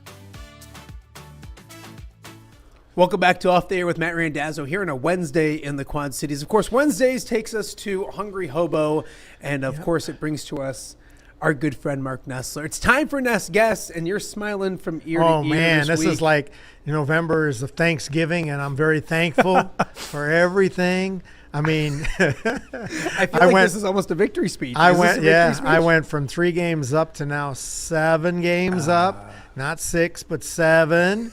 And I could have been. It could have been. Six game sweep. The Jaguars. I even counted it as a win, and then they gave up 20 points in the fourth quarter to the Texans. But yeah, that was the one I thought I had. But I went into. I'll tell you what, Dazzo. I went into the week thinking, this is the week that I could go up from 3 up to 3 down, because I was looking at the whole thing. For some reason, when I saw Iowa, Oregon, it had in my head that the game was at Oregon, but no, it was. Yeah. When I made that pick last week, I was mistaken on the home team. Well, if you want to switch it now, no. But I think I thank your jacket, because your jacket. I didn't have a jacket. You had a jacket, so I said, okay, I'm taking Oregon. Yeah. Boom. BYU was a nice start, wasn't that BYU Texas? Yeah. That was a nice start. So I figured, okay, I'm up by 1. So I'm thinking the worst I could do. So then I get the 2 on college, and now I only have to win 1 out of the last 4 to break even. And you start picking them off left to right. Yeah, and that was the church game. I think the church game is that let me explain. That's the game where Ness is supposed to be at church, but he's I am at church. No, I am. He's there. I am at church physically. And when my head is down, you're praying. I give my that goes to a story about my students at Quad State Christian. I'm teaching math, and his head is down, practically on the table, and I chewed him out for sleeping in class, and he goes, "No, I'm not sleeping. I'm praying." And I said, "Ooh, like I can't fault you for that." Yeah. I said, "Let's take advantage of that, and we'll go into one of the other classes. Save that prayer, and we'll go into the other class in the gym and have 2 classes pray together." Look and at you! As he leads. That's real good. And he topped it off with a 6-word prayer. Okay. But I said, you know what? Hey, the 6 words are good, because he thanked the Lord and said amen, and that covers it. That covers it. Yeah, so basics. Yeah, so the love basics. it. So like if my head is down in church, Which game was that? It was what was it? It couldn't have been. I had the Colts, didn't I? Colts Falcons. Was that what it was? Yeah. I think we both had the Colts. That wasn't it then.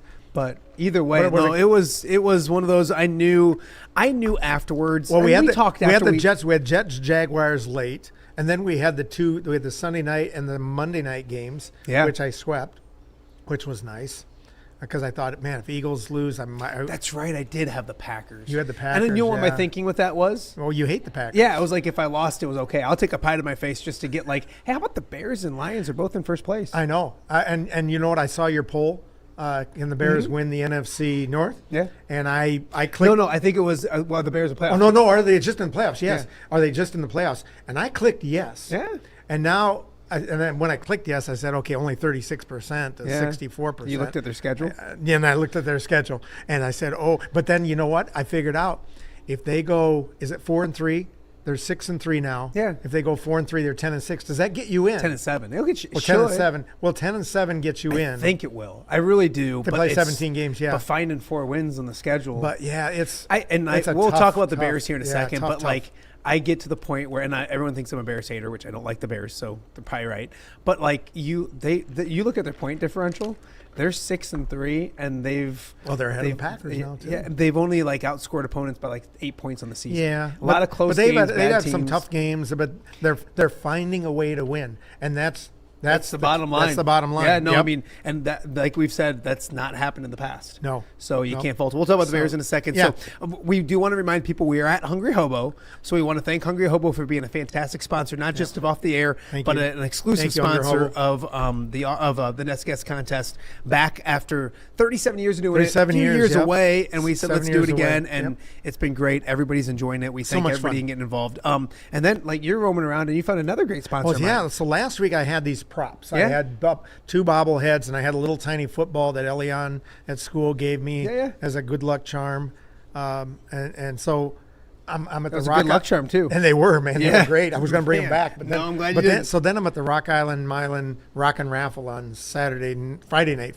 Yeah. And Snoops comes up to me and goes, "Hey, I got a good luck charm for you this week." And I said, "Okay, what is that?" Yeah. You got a Bible? A Snoops? Yeah, we'll take Snoops whatever. Bible? Yeah. I would love that. No, he gives me a huge bag of chips and some salsa over there. That's the good stuff right there. Yeah. So I said, okay. And real quick, the chips and salsa are good, but what's your the cheese queso? The queso. Yes. Oh man. And it's got like it literally has chorizo in it. If he'd have gave me that, there might not. You have been know any he's left. going to watch this, and you're going to see him again. He's gonna be like, "Here's the queso," because that's what Snoop does. That's okay. Snoop's mad at me right now because my phone's all messed up, and like I've had a couple people say to me, I like, told him that you'll get it straightened out and he'll forgive you. Did he? Forgive no, he you? always will. Yeah, but like, and that's the thing. He puts up with me all the time. But it's a long story, and I'll get a hold of him tonight. But anyway, yes. Good luck, charm. Thank you, Snoops. Let's take it. Who's the good luck charm? Is it yours or mine though? No, it's mine. Okay. He gave it to me. No, that's true. This is my bag. Okay, so you go 12-6. Yeah, and 12-6 was the top score of the week by anybody. Yes, but I didn't win because Ian Jacobs beat me on the tiebreaker. Which that's my guy. Kiddo. His nickname's Kiddo. Okay. And we talked about Dane a few weeks Ian. ago. Dane is like the engineer mind behind all this. Okay. Kiddo's just the like fix it guy that like this my studio, everything else, and then also just my idea guy. He listens to me like complain and try to figure out stuff and everything. So those two, Dane and Kiddo, spent a lot of time helping me get this thing going, and still to this day helping me out and stuff. So he went 12-6 and went really low on the tiebreaker, which is a key because we had four people. Four people at 12-6. I know. My God. Man, it was 0-0 at half. I know. Yeah. I know. Wow.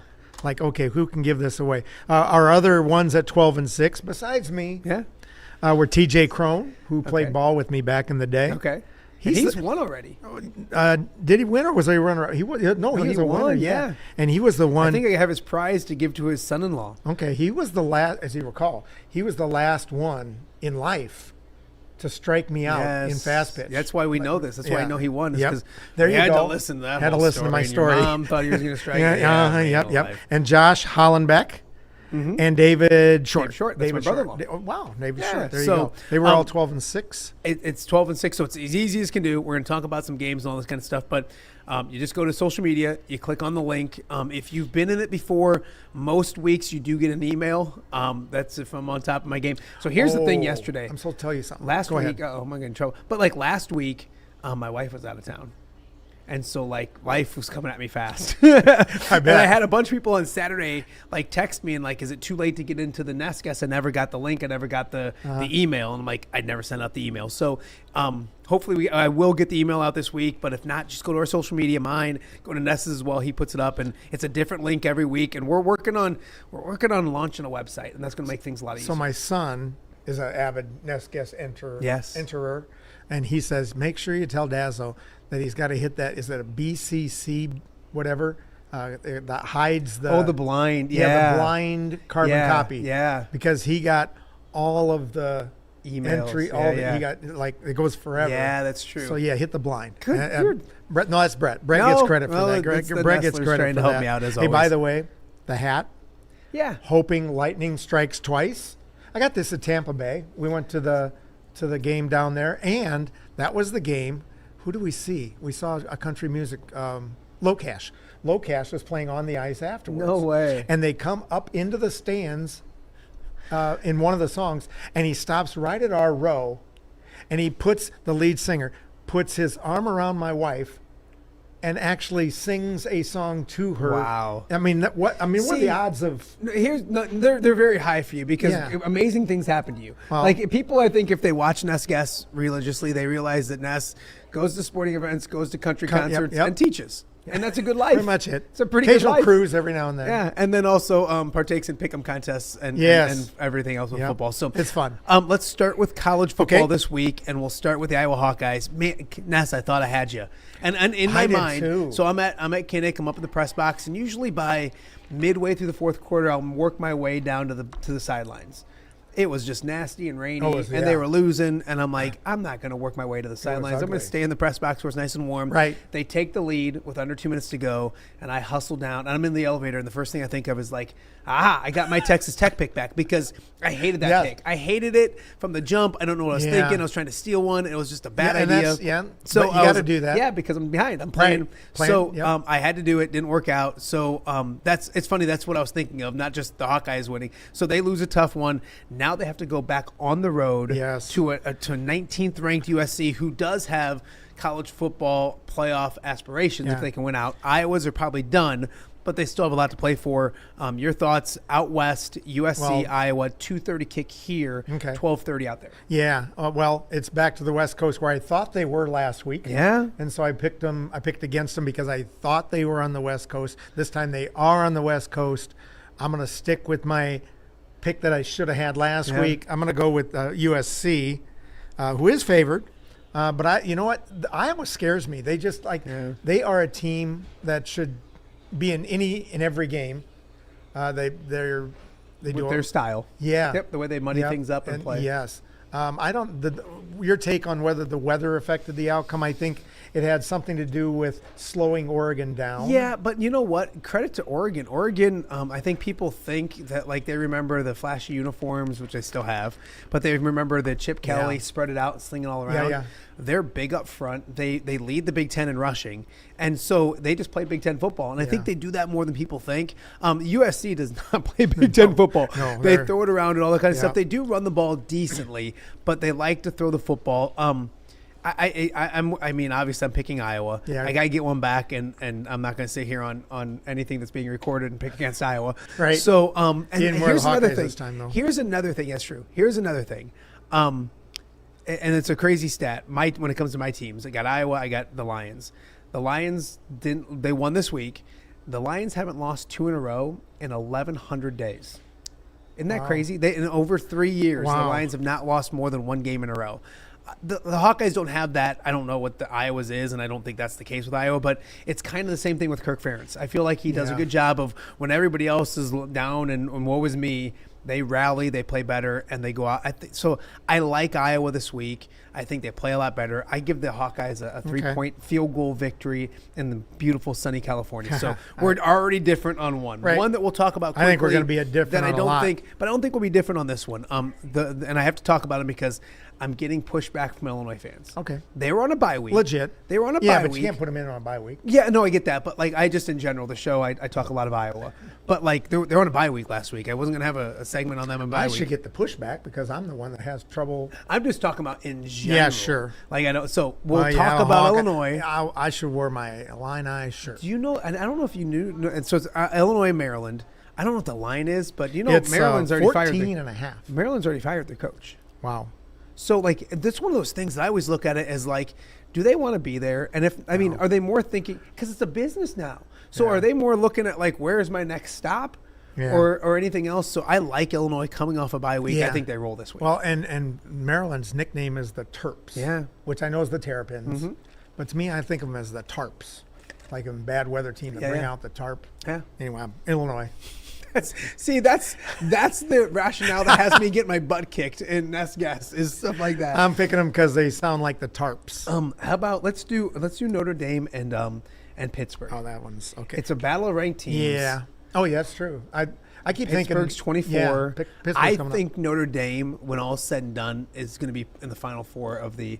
Maybe not a top 4 seed, but I think they'll be playing in the national semifinals once again. Because they'll make the playoffs. Yeah, I think they'll make the playoffs. This is typical Notre Dame season where they lose early. Yeah. They fight back. They fight back. They fight back. And they those get two into losses the playoffs. aren't bad losses. No, they barely lost to Texas A&M. They barely lost to Miami. Right, and those are good teams. Yeah. So yeah. So I like Notre Dame. In this I one. do too. I got to be a good Catholic boy. There you go. I'll go with the religious team. All right. By the way, before you get into the pros, another good story.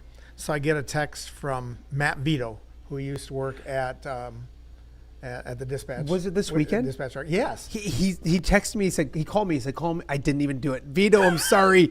I just realized. Snoop, you're not alone. Don't feel you're bad. You're not alone. You're not alone. That cell doesn't get answered. I was barely swimming above water last week. So he texted me. First of all, tell me about glad that Ness Guess is back. Yeah. It's the best thing ever. Isn't he the best? Yeah, but then he says, you'll never guess who I ran. I'm in line somewhere, and he goes, you never guess who got my attention. Mick Moninghoff. Oh, Mick Moninghoff. No way. Yes, in Pennsylvania. That's an interesting blast from the past. So he's telling I'll leave it at that. Yeah, he was just remembering all the times where it would be late on deadline, and they'd send all the calls to Mick.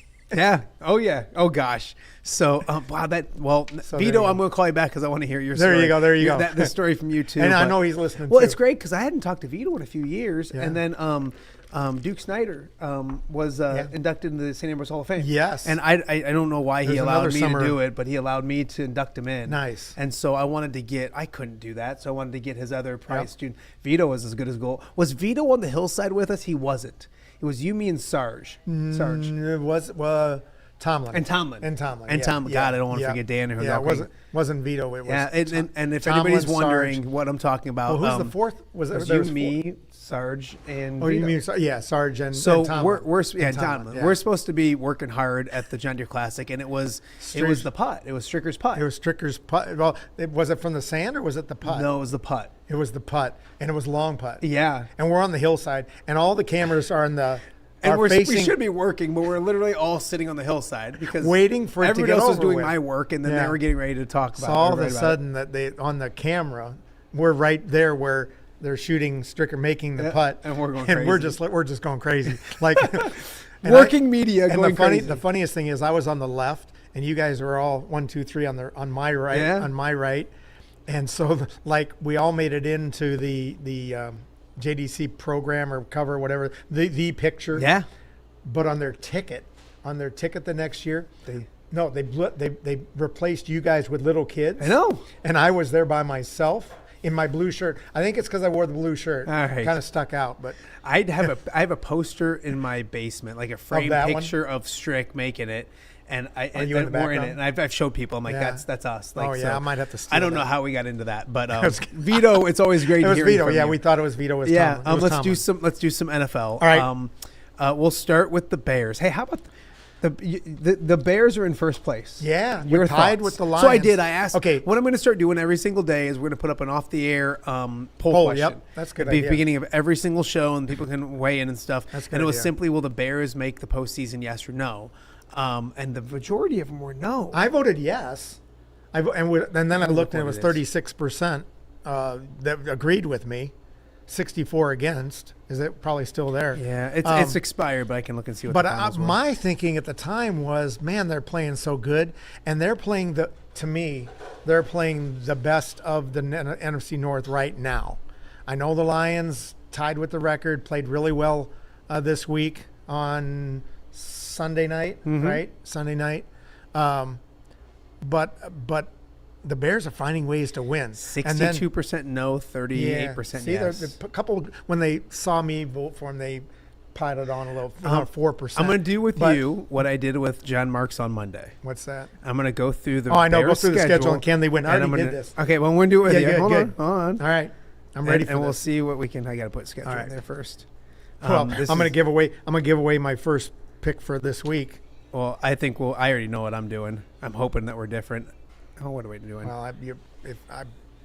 I bet we're the same then, just by the way you're talking. I love those little clues that he gives me. I'm trying to keep you off the scent, but it never works with Ness. I'm the one who's got to be aggressive, and Well, I know. maybe I will be. So, anyways, okay, let's go through. All right, here we go. All right, Sunday. Let's Sunday. skip Sunday. Let's go to. So they're 6-3. Yeah. We'll skip Sunday. All right, because we're going to talk about that. Pittsburgh and Aaron Rodgers. I think at they home. win that one. Okay, so now they're 7-3. Okay. At Philadelphia. I think they lose that one. 7-4. Okay. At Green Bay. I think they split with Green Bay. Okay, but at Green Bay is probably a loss. One or the other. Well, let's just give that one a loss. We'll give the other one a win. So I think they that would be 7-5. I think they beat Cleveland. So that'd be that's the makeup game 8-5. for the hey, we're going to win. Oh, wait a minute, there's still one more play left. He goes back. That's that, right? Okay, good. So you got them at 8-5, and then you got them Green Bay at home would be 9-5. Yep. I'm messing this. Yep. Okay, because we don't have one to do. At San Francisco. I got that as a loss. Okay, 9-6, and then Detroit to end the season at home. I got that as a win. I know you're going to hate It's me for that that. 32-point change. You know, they only beat them 52-21 earlier this season. But yeah. So okay, so what do you got them at then?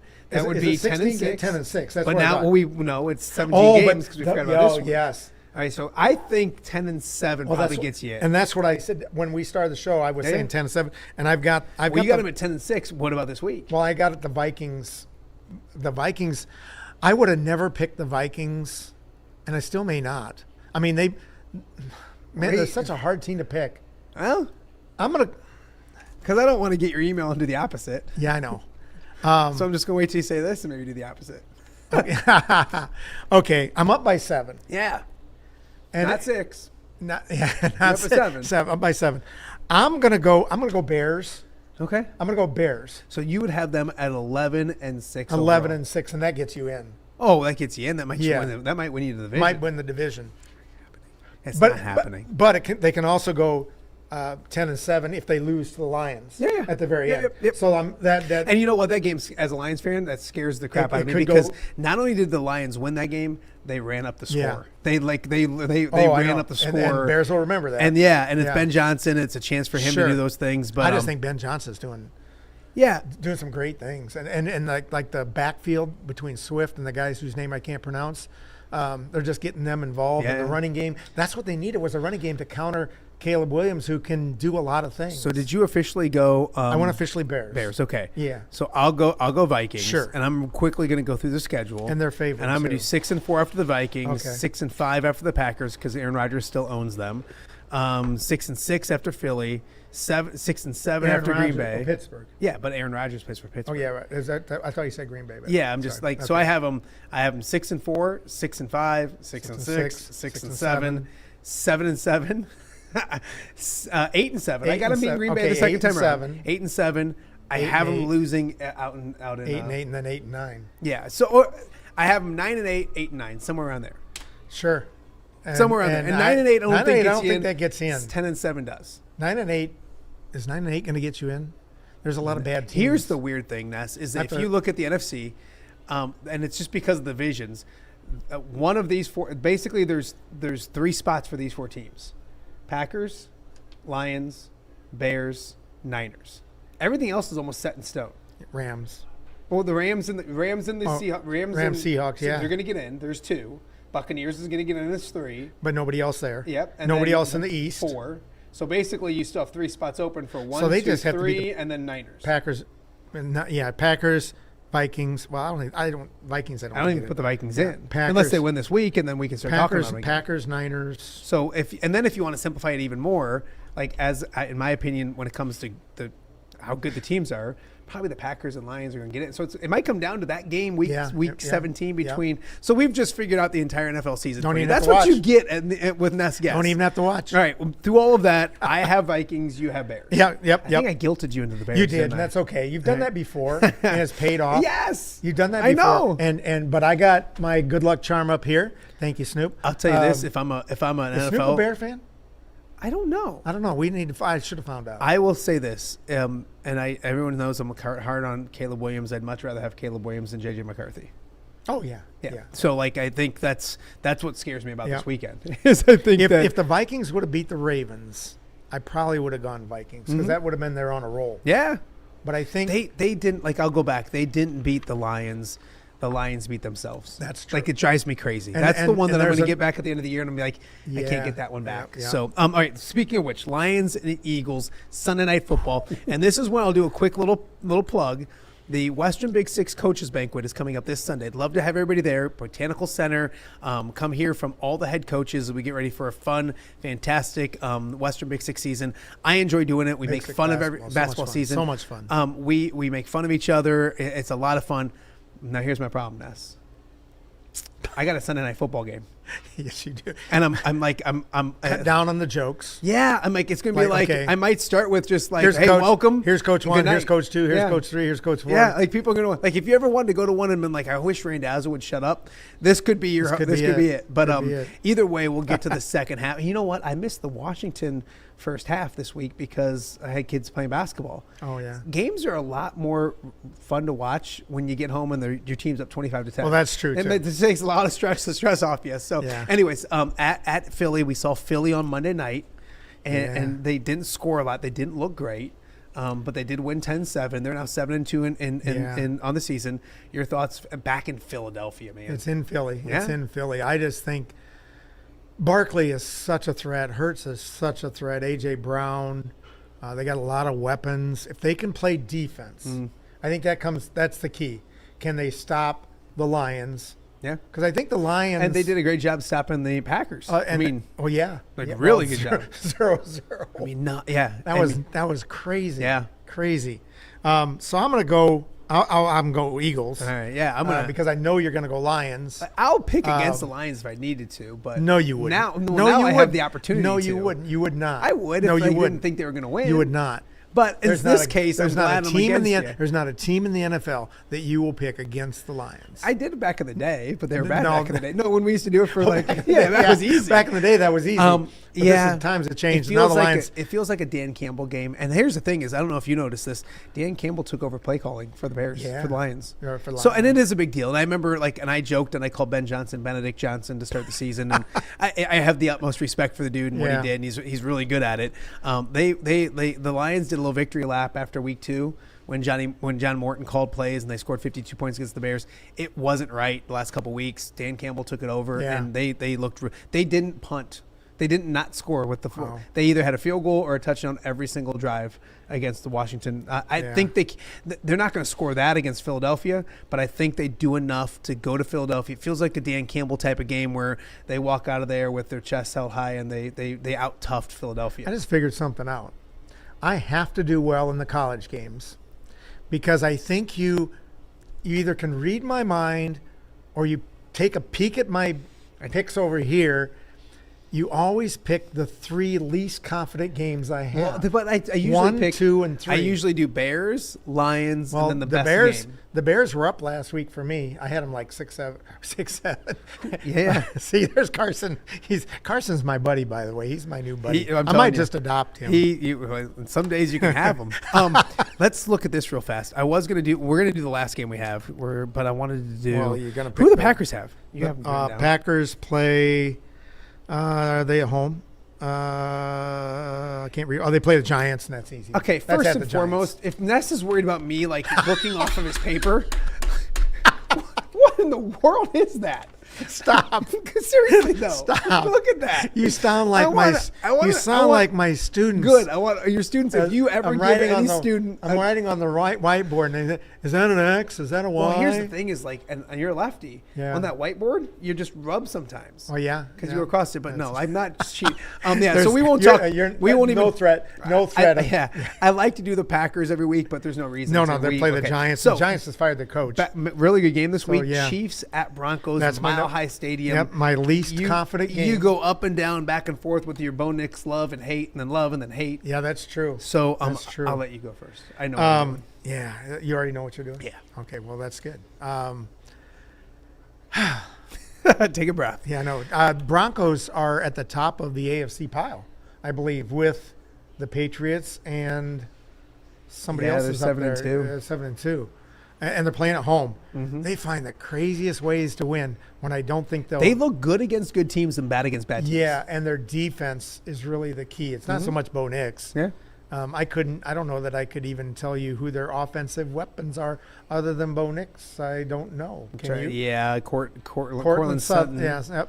My son would know because he'd rattle them off. Dobbins is the back. Yeah, Dobbins is the back. RJ Harvey's their backup. But Franklin. I just think that Denver at this point where they have the edge and they're at home and they can kick the Chiefs down. Mm-hmm. I mean, really, this is their opportunity. I mean, they're 7-2 and the Chiefs are 5-4. Yeah. If they win this game, they're 3 games up with whatever to go. And Kansas City might be in danger of not even making the playoffs. Making the playoffs. So I think this is Denver's chance to kick the Chiefs because the Chiefs have kicked Denver ever since Mahomes came into the picture. Yep. And now they've got, this is their edge. I think they get a fired up Mile High. And I just think defensively they find ways to shut down Mahomes.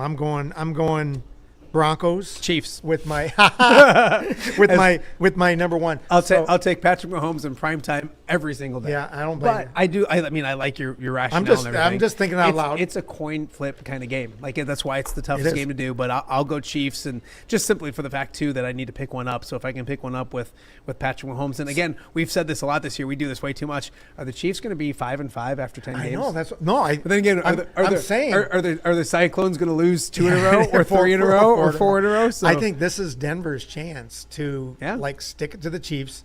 I would love to see it. where the Chiefs have always stuck it to them. Yeah. I'm just thinking. Yeah. And I'm thinking, okay, these are 3 NFL games that you can certainly get me on. Yeah. I think I get you on Are we the same? No. No, we're all 3 different in All the three NFL? different. All 3 different. Woo, I like it. And Iowa, that's 4. We both picked Notre Dame, and we both picked Illinois. So we're already 4 Are you doing different. Texas, Georgia? Or do it in the thing. Okay, but we're not going to talk about it now. No, you got to read about it. Yes. But that might be another. We can't give away everything. One. So yeah, I know. we'll have everything up after the show right now. If you go to my social media, everything will be up and going. We do have to think real fast. My lovely wife kind of runs the and she didn't volunteer to do it or anything. It was just, God bless her, because I'm behind most weeks. So awesome for her to do all that kind of stuff. See, I got to earn some brownie points there you go. ever so often. So thank you guys for doing it each and every week. It's been a ton of fun. Go there. Like I said, it's completely free. Fill out your picks. Watch the games on Sundays. And then if you win great food from Hungry Hobo. And look on my social media, look for a video of me and the biggest Ness Guess fan now. Yeah. Now and he is Carson Randazzo. And he wants me to lose so bad. Look at him over there. He does. Who do you want to see, Carson? Do you want to see? Come here. No. Come on screen here. You got to behave yourself. Yeah. Okay. Come on, Brand. Because we're going to. Who would you like to see get a pie in the face? Me? Oh, you. Yeah. What about Ness? No. You want to help Ness if it happens? I think. How many, Carson, how many games do you think I should beat him by? 6, 7. 6 or 7. There we go. See, that's why Carson's my fan. All right, get out of here, kid. Okay, you're good. You're grounded. I'll adopt him. All right, there you go. Thank you guys. Thanks to Hungry Hobo again. We got more to get to. You're watching OTA right here on a Wednesday. We'll be right back.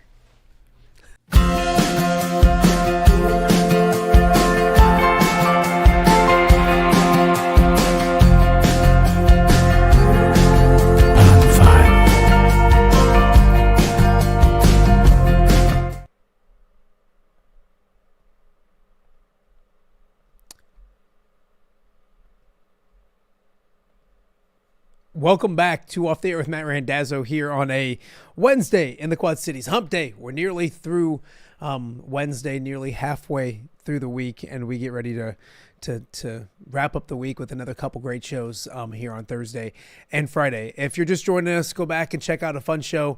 Jake Brend from the Cyclone Fanatic talked a little Illinois basketball for me. I appreciated that. And then we talked a lot of Cyclones with their victory on Monday basketball-wise, their victory on Saturday as well, football-wise. So Jake Brend earlier in the show. We also got a chance to catch up with Mitch Stoermer from View from the West to talk a little bit about the Rockeye coaching vacancy, what that job still is, and also the playoffs coming up this weekend. So always great to catch up with Mitch. We also had Jordan Delp from Augustana. The Vikings impressive in their first victory of the year last night at the Carver Center, I should say. So Jordan Delp on the show as well. And then, of course, our weekly Ness Guess segment from Hungry Hobo. Thank you again to Hungry Hobo for sponsoring and supporting Ness Guess and the show, I should say, as well. So we're getting down the stretch with Ness Guess. I'm losing bad. I need to catch up. Make sure you go to our social media, click the link, fill out your picks, and win great food from Hungry Hobo. Pretty simple to do right here on Off the Air. We got much more to get to throughout the week. We'll catch up with Tom Caker before he heads out west to preview USC. We'll also try to track down Ked Prince to talk a little Illini the rest of the week as well. So a bunch of great things to get to. I hope you're enjoying your November. Hope you're enjoying your Wednesday as well. That'll do it for today's show, and we'll be back with a brand new episode of Off the Air coming up once again tomorrow. We'll see you then.